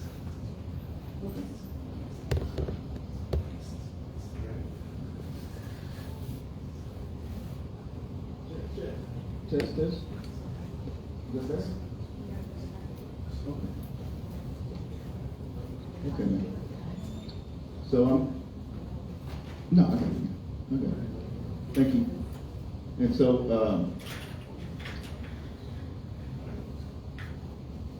I'm going to go and transition into the code, and I'm going to honor Sally.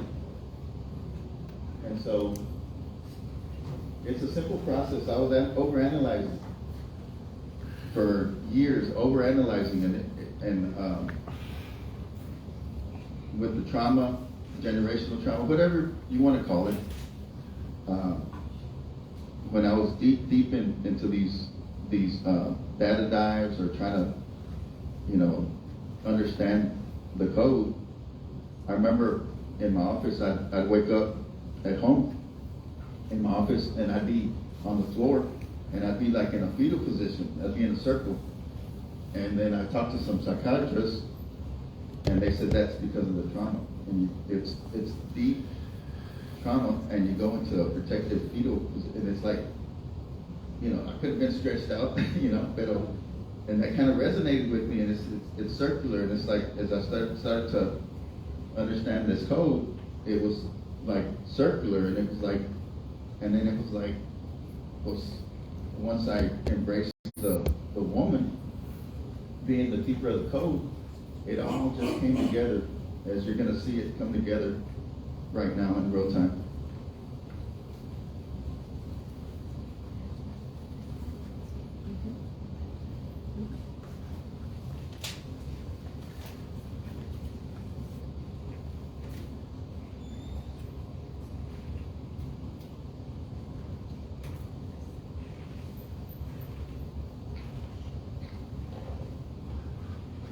And so what it is, I'm going to collect Sally Avalos' GEDmatch data.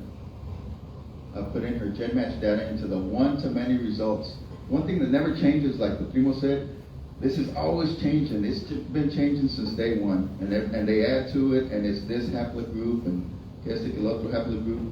I started working with haplogroup A, which is Athabascan, B, which is Anasazi, Chaco Canyon, C, which is Cherokee, D, that's like coming out of like the Mayan, Aztec area, and there was another haplogroup. But as things progressed with 23andMe, 23andMe and Ancestry merged, and then all of a sudden they started coming up with all these other sub haplogroups. So it's like, no, I had to find a way to kind of step away from the haplogroups. And what never changes is who you're related to. So it's like, with this, you get more and more relatives, but your core doesn't change. So these are Sally's relatives.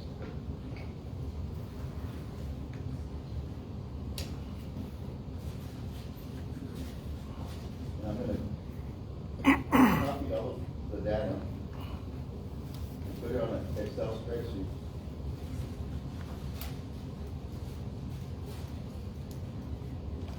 There's a total of 6 worksheets that I'm going to create. I was working with 6, so I'm going to go ahead and insert these worksheets. And it's a simple process, but it took a lot of over-analyzing, overthinking, just totally missing, because the DNA kept on changing, like Epifanio said, and it's like totally different now. So, but what never was changing on Ancestry, what never was changing on 23andMe are the people that you're related to that's coming through your code. Okay. So I'm looking for the first male. So I have Sally's code. This is worksheet number 1. That's Sally Herrera. I know I'm going to harvest Manuel Jimenez. And I don't know, this is just data. And with the utmost respect, it's data. But for Sally, she knows who many of these people are.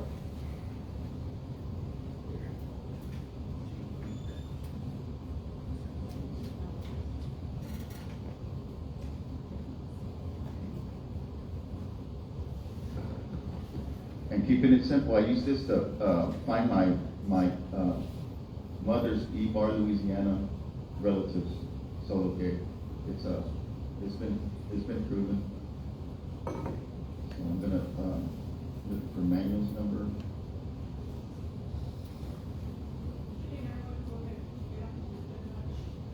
Go ahead and well, I'll tell you what.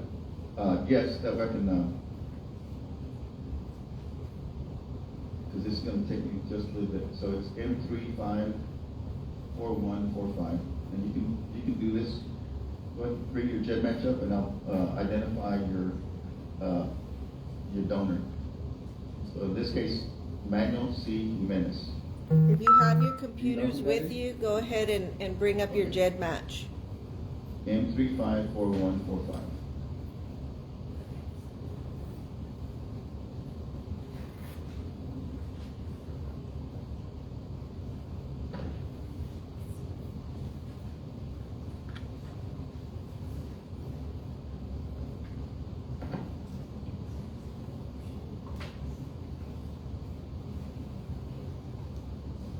So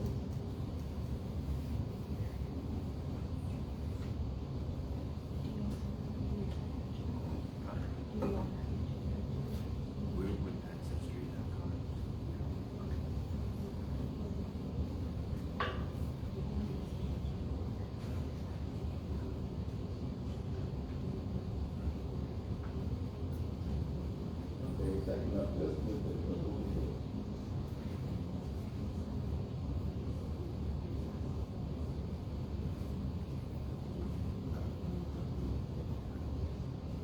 each one of us has 3,000 relatives that go back since time immemorial. So suddenly, now Manuel J.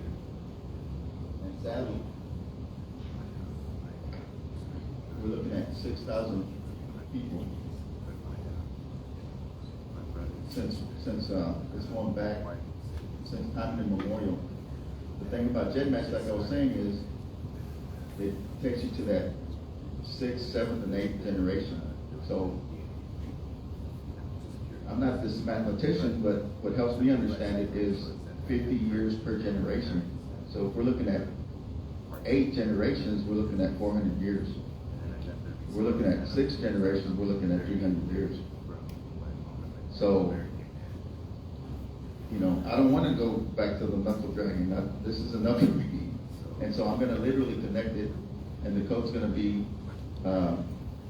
Sally SH to MJ, and then MJ to SH. And then when we merge them, they're going to each have their own color, but you're going to see their cluster. And that's where you find your family members. And then for the women that, let's say, don't have a complete circle, you can actually go back into their number. In other words, hey, that's my prima. I know that's my prima. You can actually go into your prima's account and see who their closest male is, and then close her circle, and then compare her to, let's say, yourself.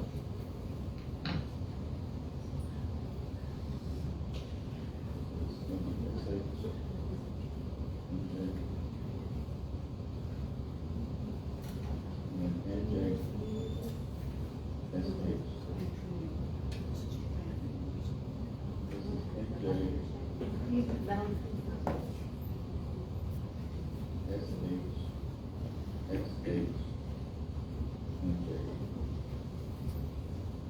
is the merge. This is the final step.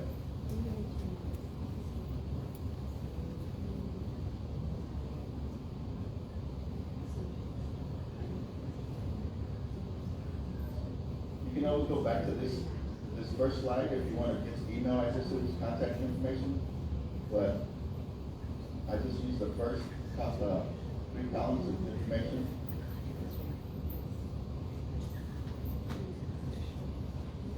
For the merge and for closing of the circle.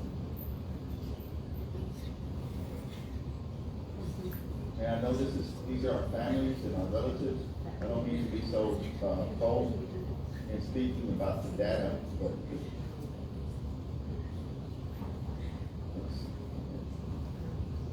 been a little busy right now. I apologize. What I'm going to do is close out some of these fields because I just want to bring them up. I'm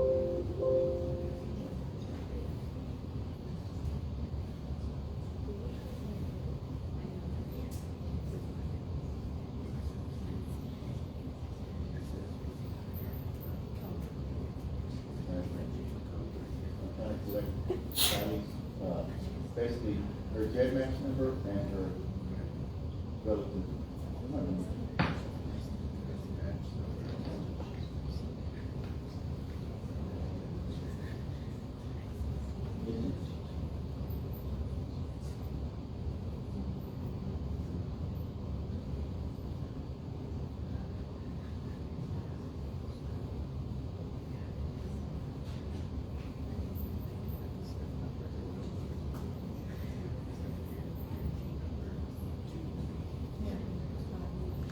And a good way, the reason I need to keep going to the end of the data was because like the primo said, it kept on changing.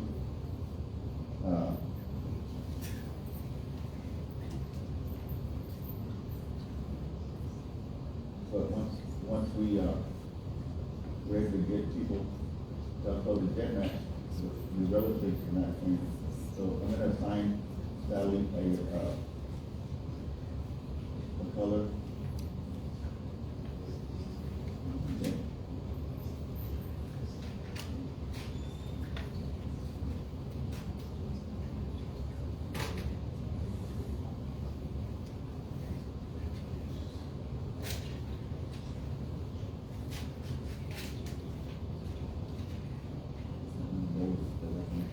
And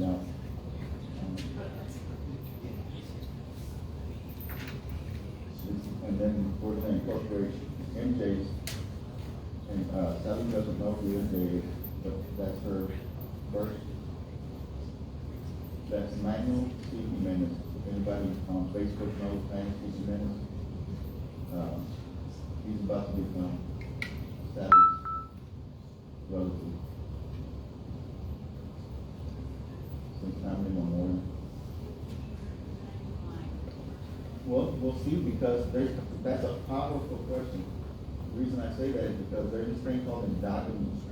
If you should look on your Google on your phone, look up endogamy, because we were in the same haciendas and the same camps, in the same mines. We're either related to the same paternal or the same maternal, so it's easy for us to see that they're related to us since time immemorial. It could be on both sides. So you like that's why I was talking about when Pedro was talking about testing 2 years ago. Primo, we did it, all of a sudden started seeing the primo, but what side, or, but so we could be on both sides because of the geolocation, because of our being descendants of first families as well as European ancestors. So, you know, if that's the case, you're gonna see on 23andMe and on Ancestry that you have Berber African ancestors or Iberian Moors, and you have a displacement of Iberian Moors by Queen Isabella after they lost the war. And so, and that was in the 1400s, so.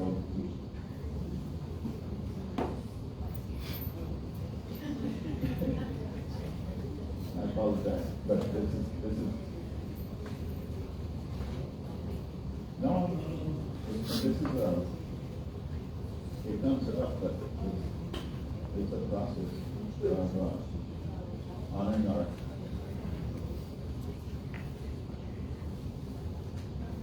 I know there seems to be a lot of information coming through pretty quickly. If any of you have any questions, feel free to ask. Okay. I'm gonna have to transition to a mouse because it's kind of glitchy, or the Wi-Fi or something's causing me to think. If somebody else's system is always looking to adjustment. Thank you. How's our Facebook community?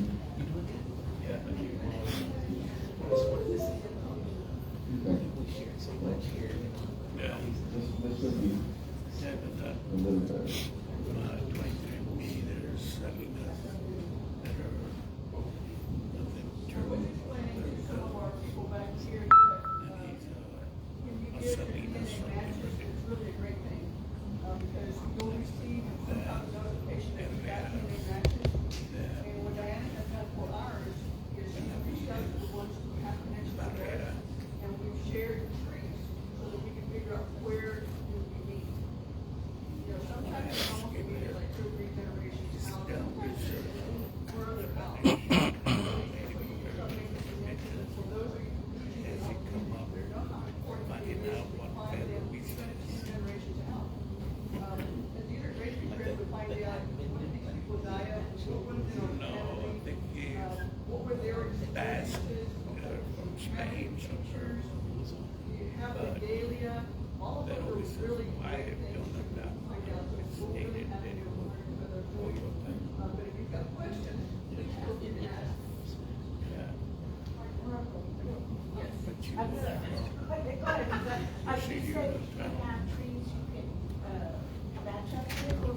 So what we do is when we reach out to the DNA matches, we always ask them, do you have a tree, a family tree? And if they do, then we share our tree with them, and they share theirs with us, and that's how we're able to find where our DNA matches at. So you're connected through that, actually on ours, I'm not sure that Diana has used that for the match it, but we do like heritage and even ancestry matches. But I'm sure it's the same thing for your Jet match. Is this y'all's personal or is it yes. AIT or? No, this is our personal. Yes. Yes.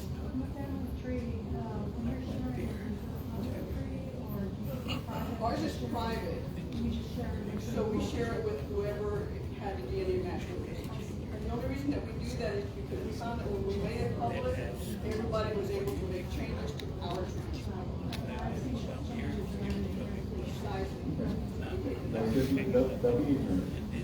Any questions for, and thank you for giving me the easy questions. We all have any questions? You can answer the hard questions. I have another question. I don't know if you are here to answer it. I don't understand the guard segment closed again. I don't understand. That is a federal question.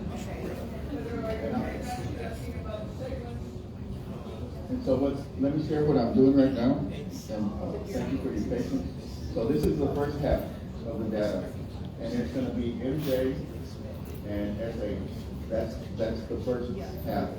The second half is SH and NJ. So what's going to happen in a few minutes, and the mouse is it's a computer, the mouse is working great. Entonces, I'm able to scroll down and everything, go fast. So okay, it's going to merge. So Sally, with the utmost respect, was asking asking a question about a relative, and we're gonna see the cluster, and then, you have the answers for this. This is your data with utmost respect, and I'll be able to, help you understand what the data is saying. And so because of endogamy, once again, especially with First Nation people, endogamy is huge in identifying our relatives. And there are people that, for example, going back to the Taino people, there are organizations within the Taino community where now, because of the relation to the 1,000-year-old mummy, there are people that all they have to do is take a DNA test, share their data, show how they're Taino, and they're a part of the organization. So you're seeing indigenous communities, sure, they all want to be federally recognized. Sure, they want all these benefits. However, they're becoming LLCs like myself. They're becoming 501c3s like Las Primas here in San Antonio. And so they're not being patient. They're seeing these tools that are being used to bring forward their families, and I'm about to merge. We're almost at the last step, and you're gonna see your closed circle data, and this is going back since time immemorial. However far back that means to you.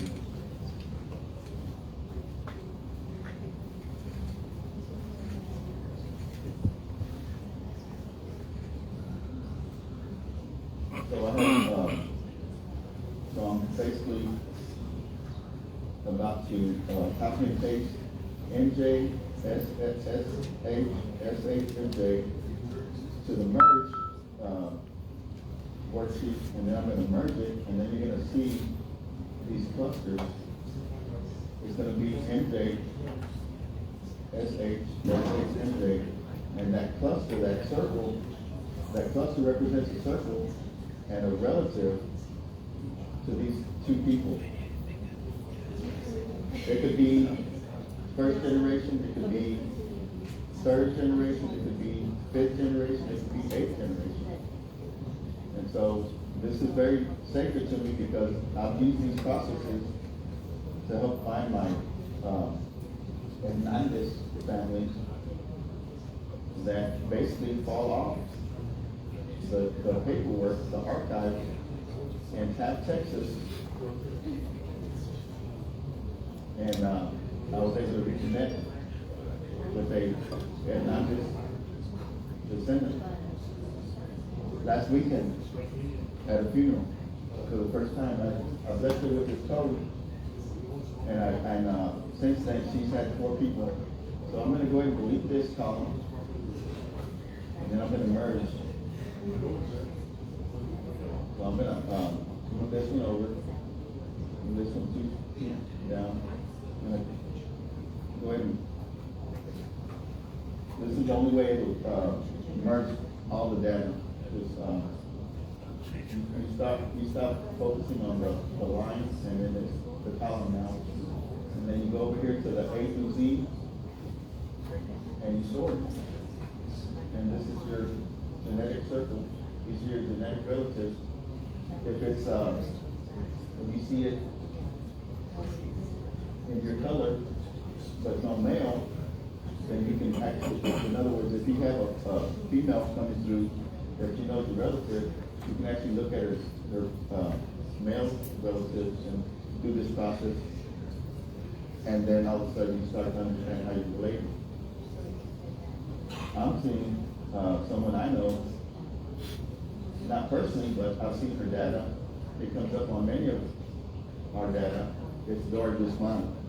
I don't know who Dora Guzman is, but she's common. And so what I'm going to do now is I'm going to save this.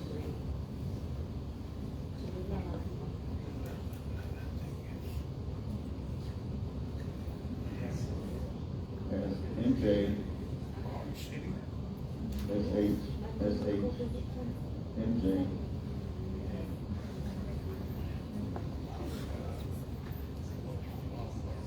And so this is your closed circle data, and I'll do that to you. And that's your relative. That's your genetic relative. And so we're honoring the woman. So it's the woman's genetics in the middle, and it's MJ's, the male's genetics on external.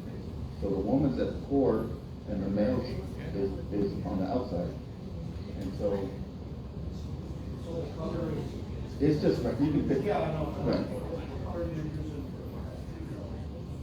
Here's the rose with the purple, the lavender. And so I'll just go down. So now you have, let me see how many, you should have yeah, so you have 12,000 different pieces of data. And of course, you have 300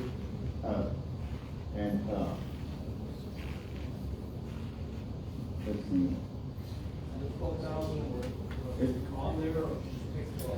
No, that's how many everybody's going to have when you close the circle. So let me see if you recognize any relatives real quick.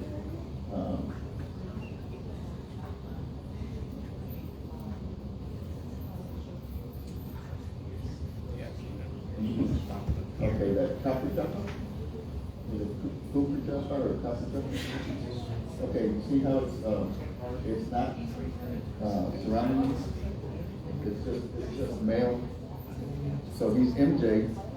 So he could be I mean, you may know him, but he's not a direct relative. He could come out to be a relative of yours, in other words, an extended relative. But for right now, this is your, and we don't know who MJ is, but I can share that Christian Wood is related to yourself and himself with data. So whoever Christian Wood is, with utmost respect, they're your relative. That's a common relative. Leah Van O's is a common relative. Well, we have MJ and then Sally, MJ. And so that's representative of the closed circle data. And so those are relatives that go back. Right, go ahead.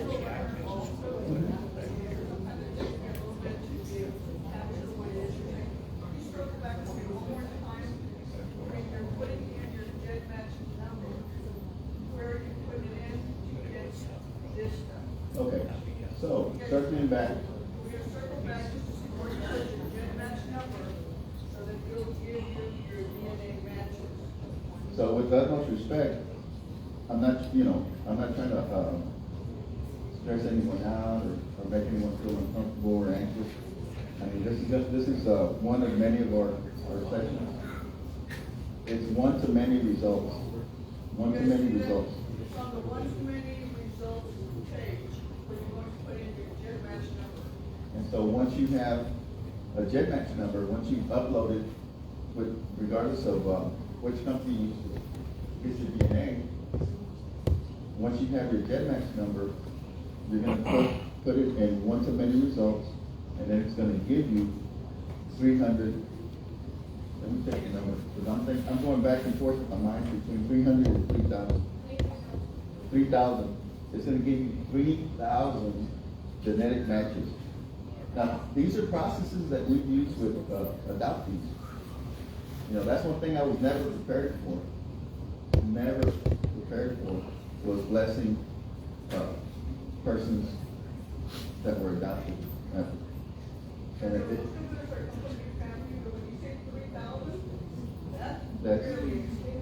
it's going back. I mean, it's yes, I agree. So Manus T. Jimenez, so we're looking at 3,000 genetic matches for Manus T. Jimenez, and then you have an email. And so you can actually reach out to Mayor and ask the basic question. So what do you ask? This is what I'm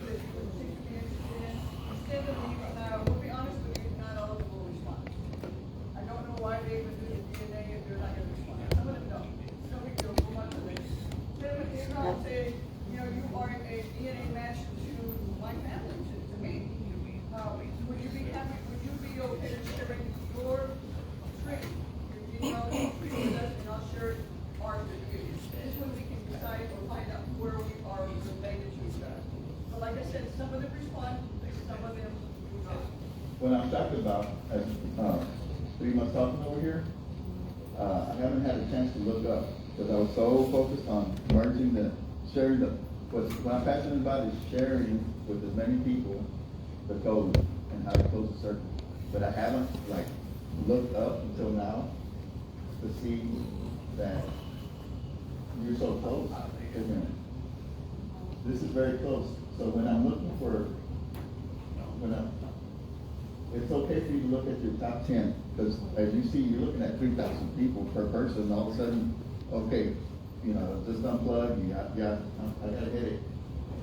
So, but she's so close there. So you're looking at generation 3.1. So if it's 50 years per generation, you're looking at within 150 years. That's very close. Yes. Yes. But once again, if you want to find your tribal community, you go all the way to the bottom. But once again, that's whether it's Canary Island, so at the very bottom you're going to have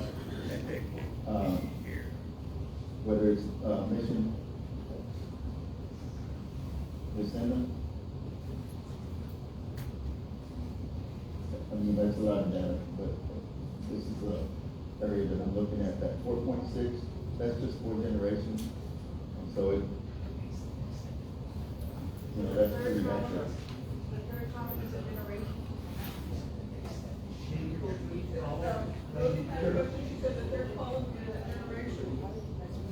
I'm going to move it on way back. So say your question one more time, please. The third column is a generation column?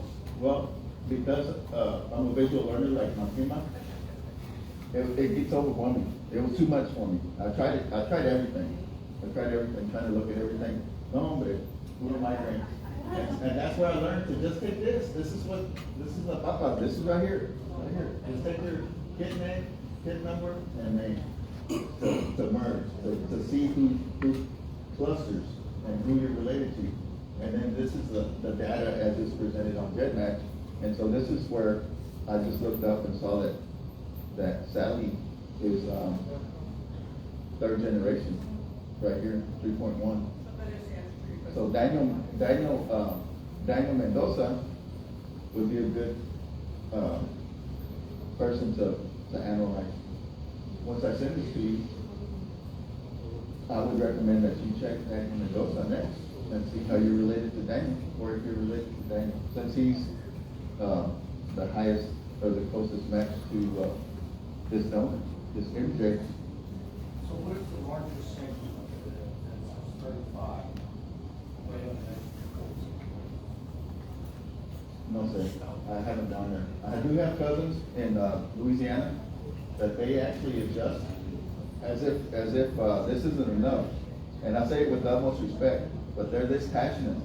There's a process on GEDmatch where if you adjust the parameters, you can even go further down into the data, even a deeper dive. And some people say it loses its accuracy. This is more than enough for me.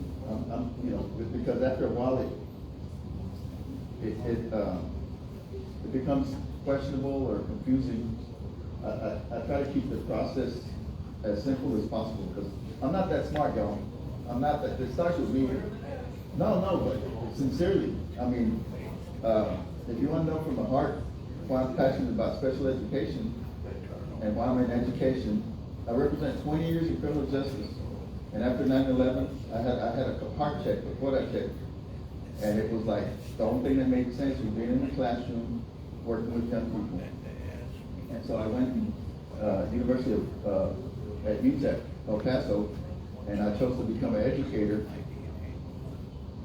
And then they said that I'd be great in the special needs classroom. And I've been a special ed teacher for 19 years because I'm special ed myself.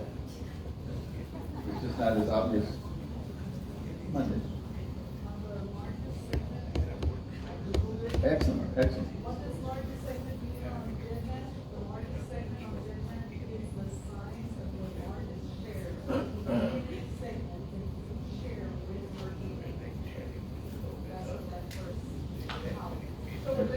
that, for example, the person has 35% DNA, and the person has a 35% DNA match. Is that right?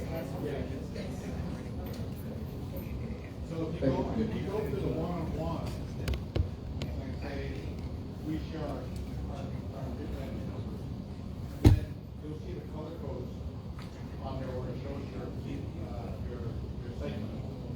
Then you'll be able to find out the red, green, yellow. So, And it tells you your largest segment, it tells you where it's at. so I'm gonna, go to the one-on-one with Sally, and then you just coach me on that, okay? We're good. I mean, that's.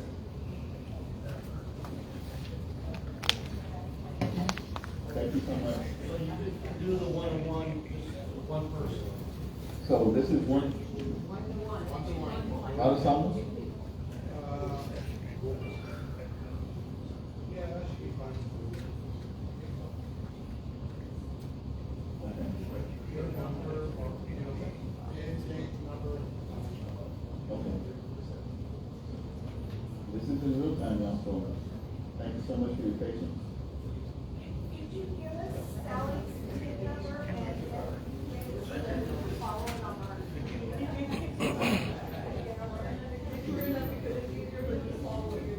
Okay. So Sally's is,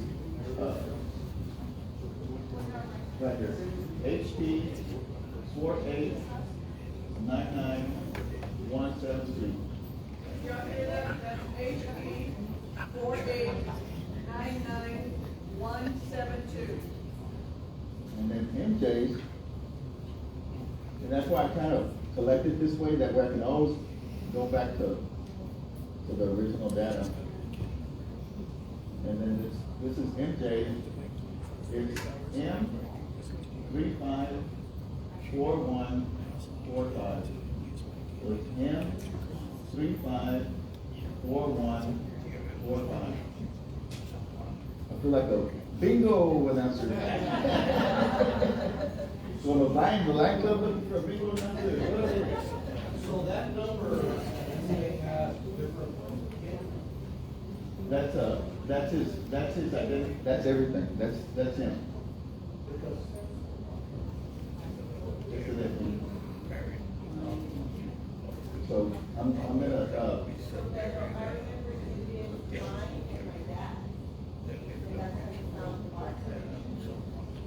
yes, ma'am. Now that's a powerful, you're bringing up a powerful moment, because the way DNA is, the woman, as cold as it sounds, will never cross over to the male DNA. It's like, well, what does that mean? It doesn't cross over. The male can capture some of the woman, like his mother, but it doesn't work both ways. That was confusing during my journey. So that was also a huge hint on focusing on the woman. So the male will pull 50% his DNA, 25%, let's say his mother's DNA, and then random, 25% random. The woman is 50% of the genetics only. It doesn't have anything to do with the male genetics. So that's why clustering the data, and I'm gonna add Sally, and then I'll learn with you. In real time, I'm adding Sally's GEDmatch number, or PIC number. While he's looking up some of this other, does anybody else have any questions? Great questions, thank you so much. Thanks for your help. Because he's gone.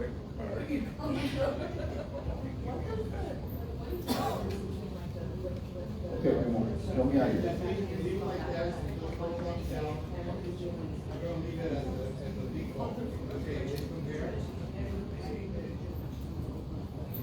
Okay, you see there's full matches to the colors there.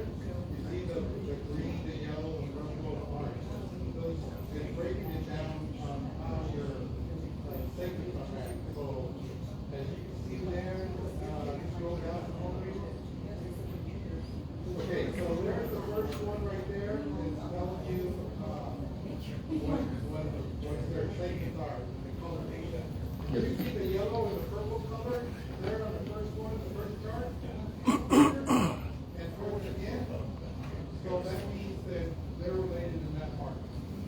So, when you got small little, lines, that means they're not really a lot together. When they're big parts or like that, then that means they got that much, of DNA that's, related.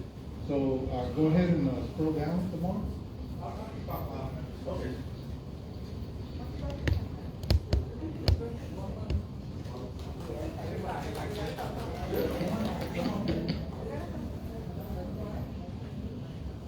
Okay, so you see here's the note section. See how it comes out? This is chart number 3. And once again, you have the colors come out. These little ones, they're really the smaller ones, they don't match, but these do.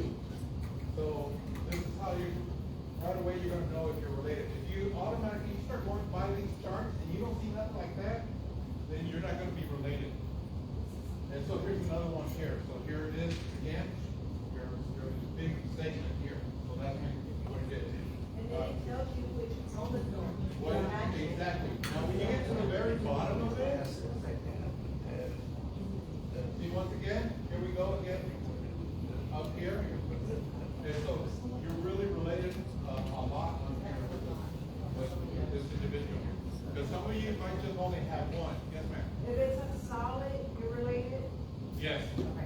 Yes. But some of you might just only get out of all the charts, you just might only have one. But it just shows that you are related but very weak. This is very strong because you're on several chromosomes. Yeah. Several large segments. Look at that. See how it is? Is that the solid yellow or the solid blue? No, it's this purple one. Purple. The yellows and green ones are also in it. Go ahead and all the way down. She wants to know where you see the chromosome. Okay. This here where it says CHR, it tells you what chromosome number. So this is on chromosome 16. So here it's showing you this one, man, that's a lot. That's a lot right there. Yeah. So here it says chromosome 16 again. So you're gonna see. So you're gonna have the same color hair. Yeah. Yeah. Now this one right here, I've heard of chromosome 19 being an indicator. Yeah. 32. Break it down to find out exactly how it is, but not like you. Right. I can't read and write words hard. I haven't seen. Same. So go all the way down, all the way to the bottom. So here you're gonna see your large segment that we're talking about, 46.6 cm. Right? They're from that. And so your total half max, your HIR, 206.7 cm. So you keep going down this way, it's gonna go ahead and pay you everything that's on here. All that's been calculated up there, it's all right here. Okay? Exactly. Okay, so we're asking about what each chromosome is for. Thank you so much. Everybody give them a round of applause. That was powerful, beautiful. Thank you so much, Bruno. Thank you. And this is in real time, and this is literally helping First Nation and First Contact descendants. As far as there are YouTube videos that kind of help you, like understand GEDmatch. The video link was right there. On that same page. You go back. See, watch video. Watch video. This guy is awesome. I really follow him a lot.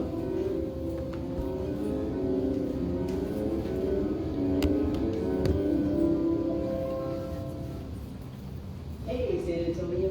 Google Fiber is expanding in your area. We're bringing a 1 million gigabit. You've found your match list on GEDmatch on your Genesis system, and now you want to compare your specific kit with somebody else's system kit. How do you do that?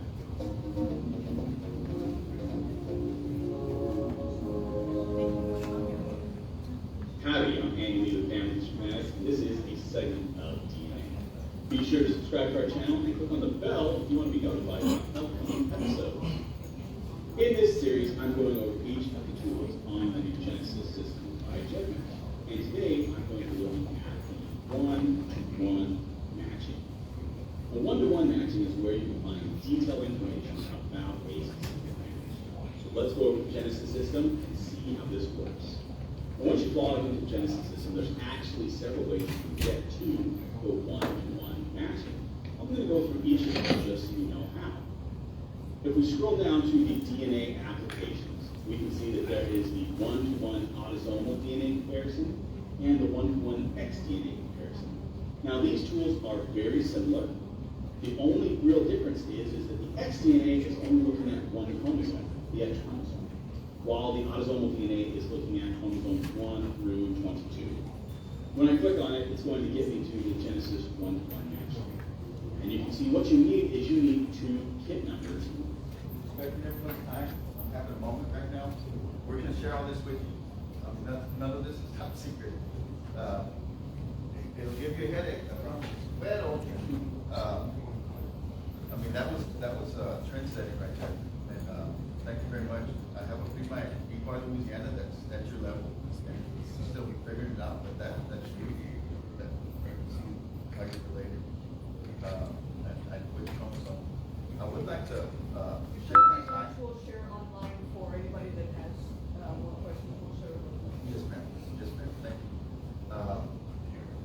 Because, like yourself, I mean, I'm going to be here. This is my ground zero. And so, I'm honored that you're here today. I'm honored by all families. This is not just, First Nation community. This is San Antonio. This is Six Flags over Texas. We've been here since time immemorial. It doesn't, we're not excluding everyone. We want to bless everyone. And it's a lot easier with our European ancestors. It's a lot easier with our Irish. Okay, Dan, I have to say it. So, I'm more Irish than my wife. Okay? But I don't have the freckles. And so, but that's here nor there. What is important to me, respecting everyone's time, Paul, bring him on. I have to put you on the spot.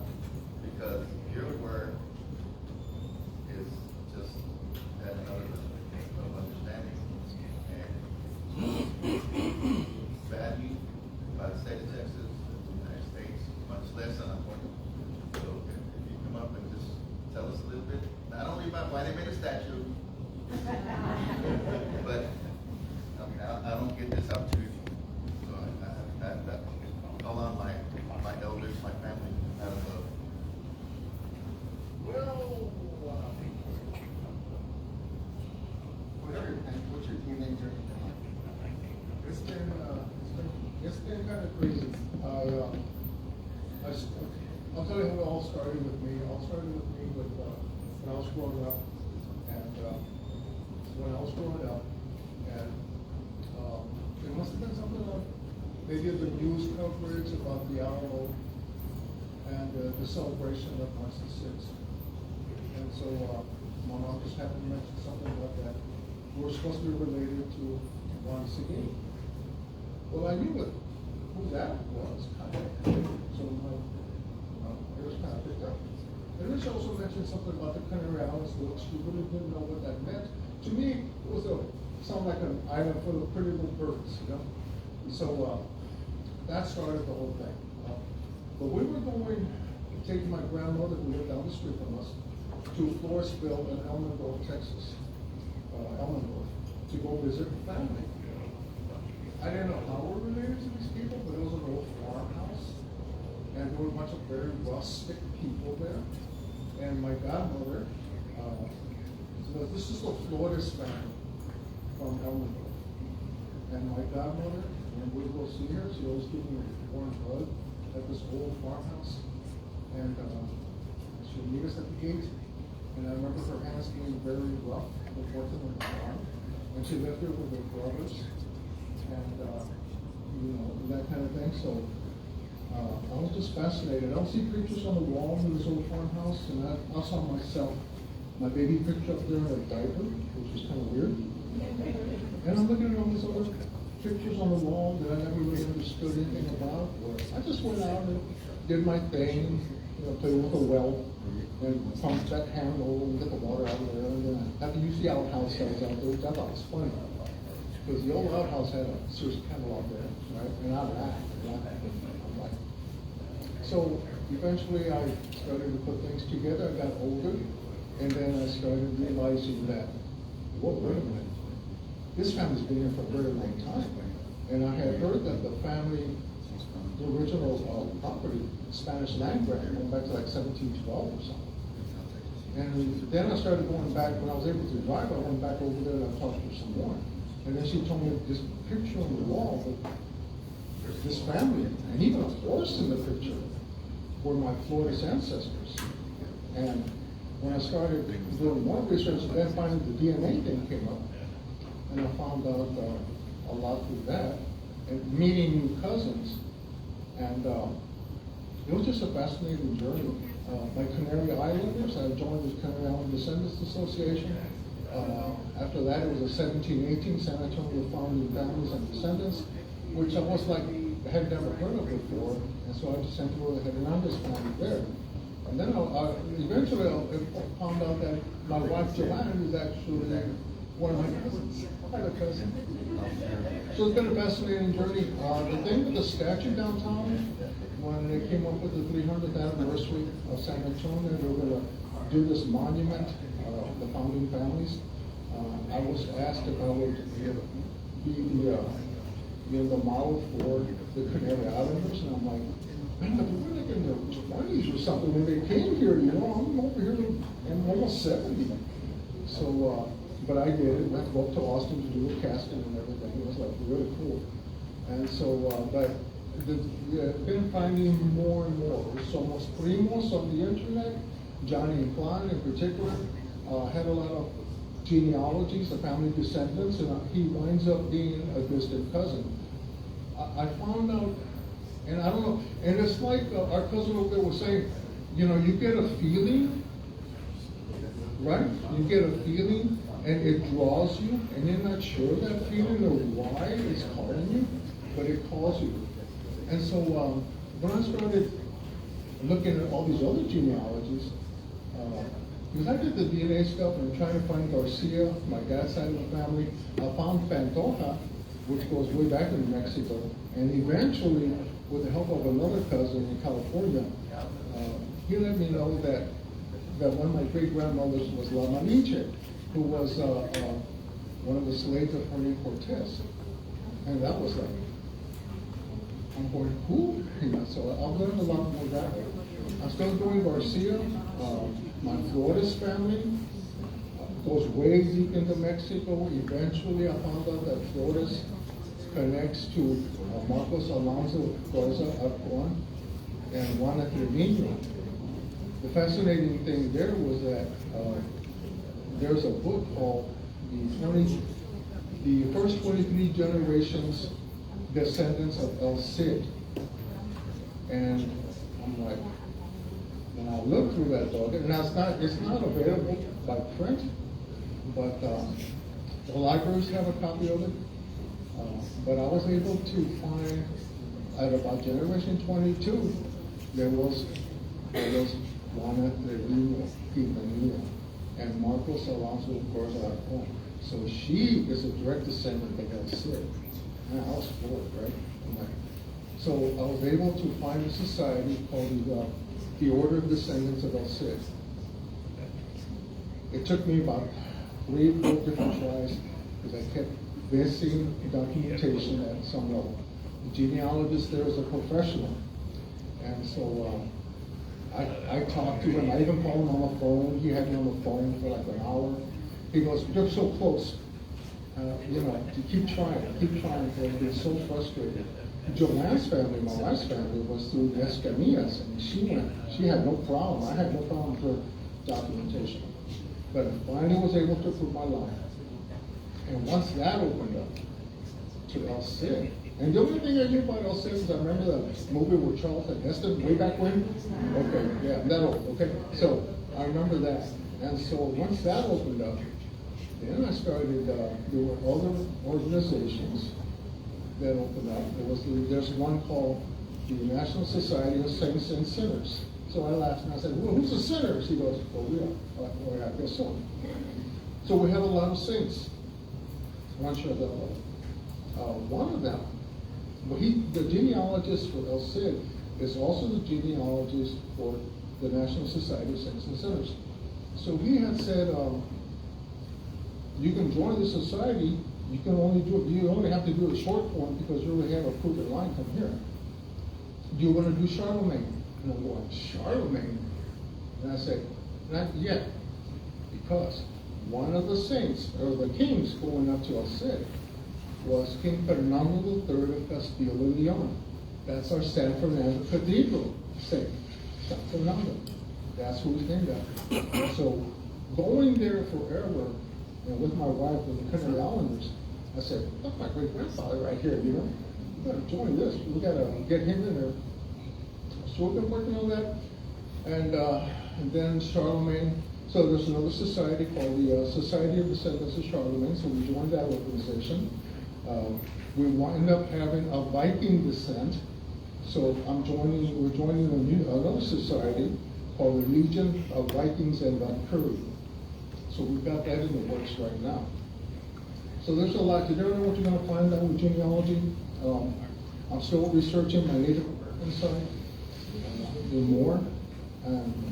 But my wife Joanne knows that she's Yaqui descent, and that's terrific. So we go to powwows and we meet all our cool cousins, you know, and we get closer. Every time we go to something like this, we get closer and closer. And you feel it inside you, right? And it gets you emotional, right? You know? Anyway, that's it. Thank you. Thank you very much.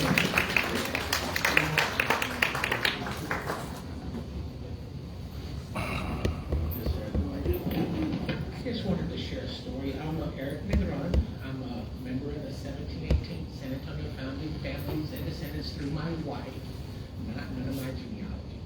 Anyway, I was telling some of the people here that back in 2017, when we formed our group right before the 300-year anniversary, I would be online and I'd look online. And by the way, I'm not the historian for the 1718, so I'm always online looking for articles that I can share with everyone.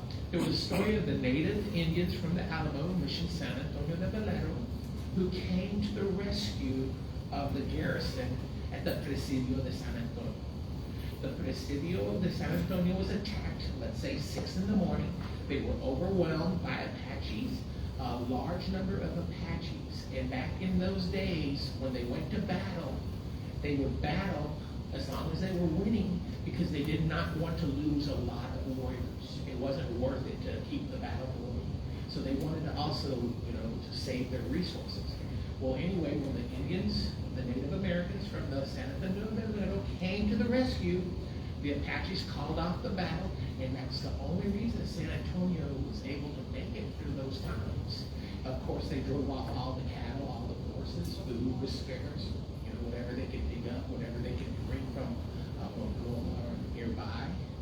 And so I just wanted to share that story because I found it on the internet, I read it, I learned it, and now I can't find it. So I go to Ricky and I say, did you write that story? Did you put it on the internet? Pedro, have you seen that story? And I said, everyone should share that story. Okay. But where is it that I read that story?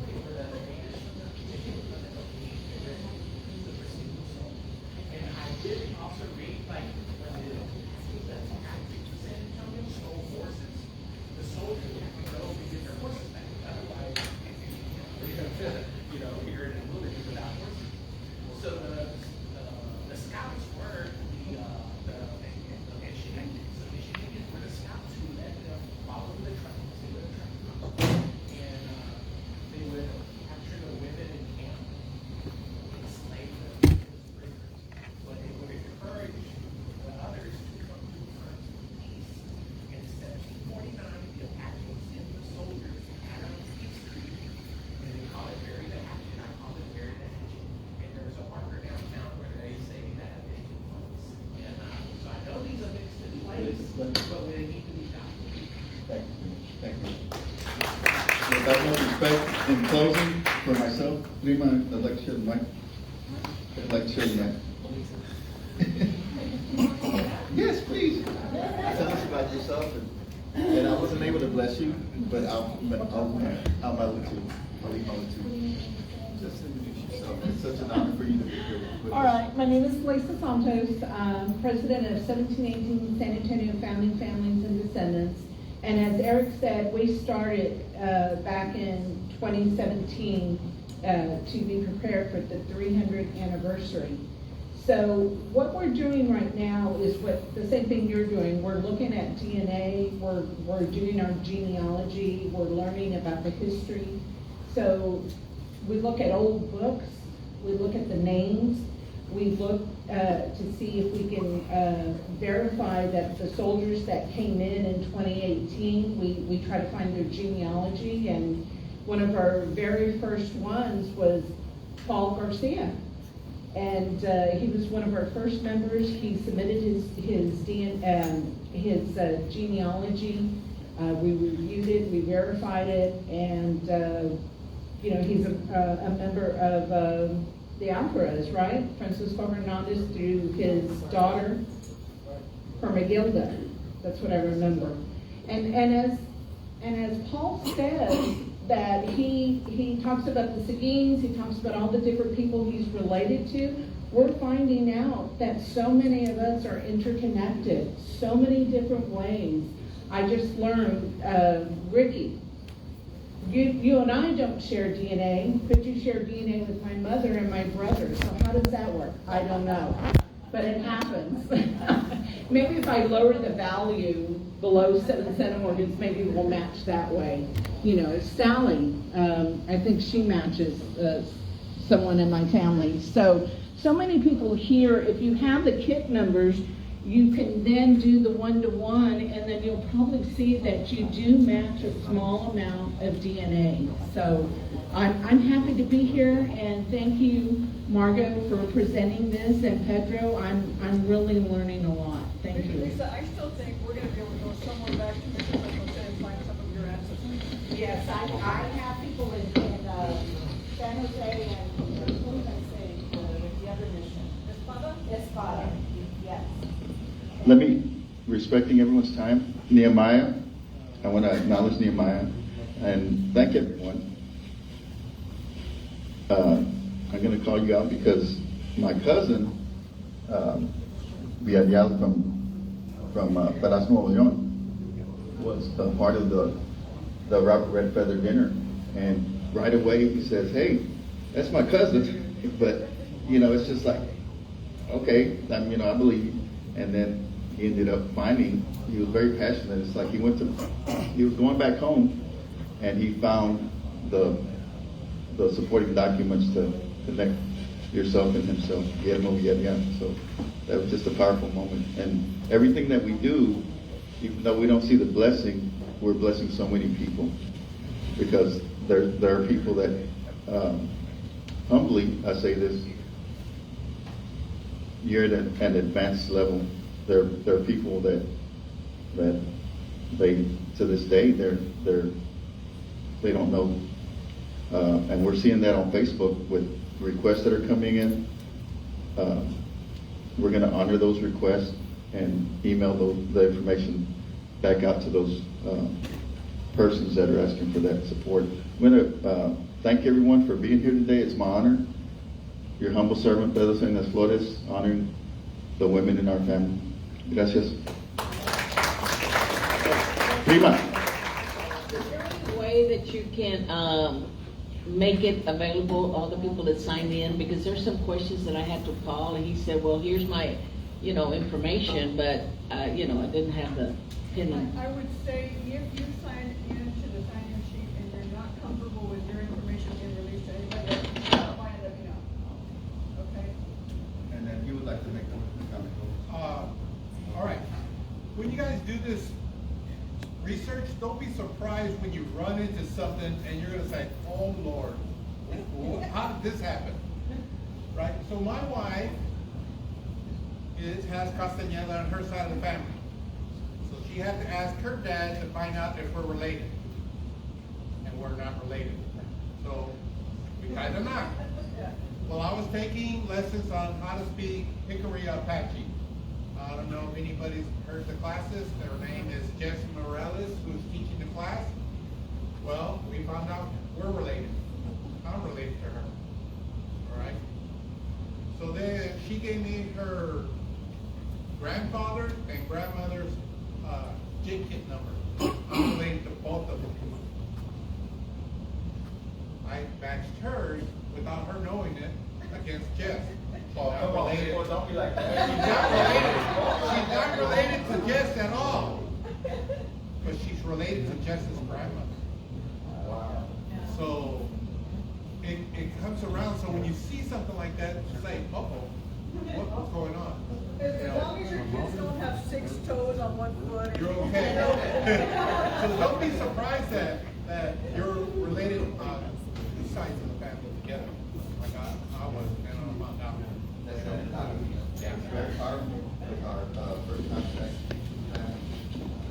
Yeah, so I want to thank y'all so much for coming today. I'm Diana Reyes, I'm the president of San Antonio Mission Indian Descendants.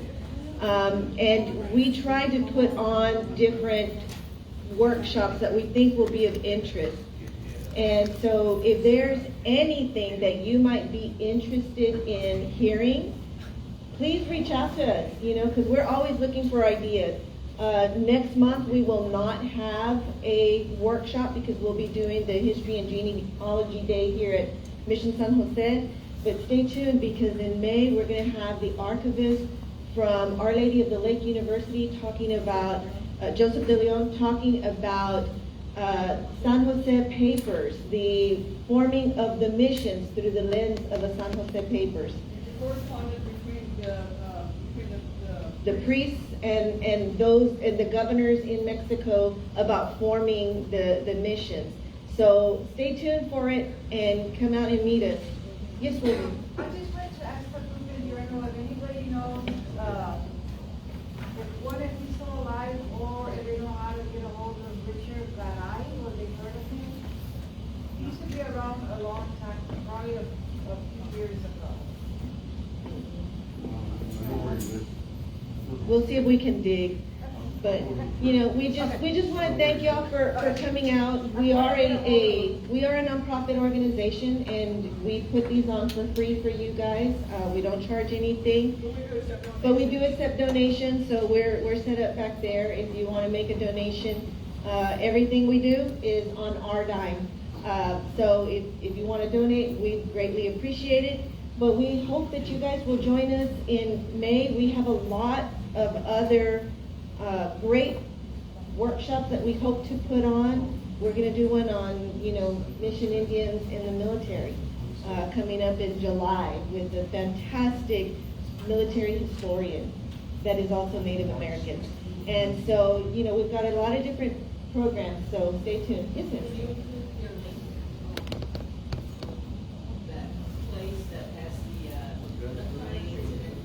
Yeah. Yeah, so those of you that are on Facebook, you can go and like our page, San Antonio Mission Indian Descendants. Everything goes through there. Today's presentation was live on Facebook on that page. And so if you feel like you missed something, go back tomorrow and you can rewatch the presentation. Okay? So thank y'all so much for coming out and we'll see y'all next time.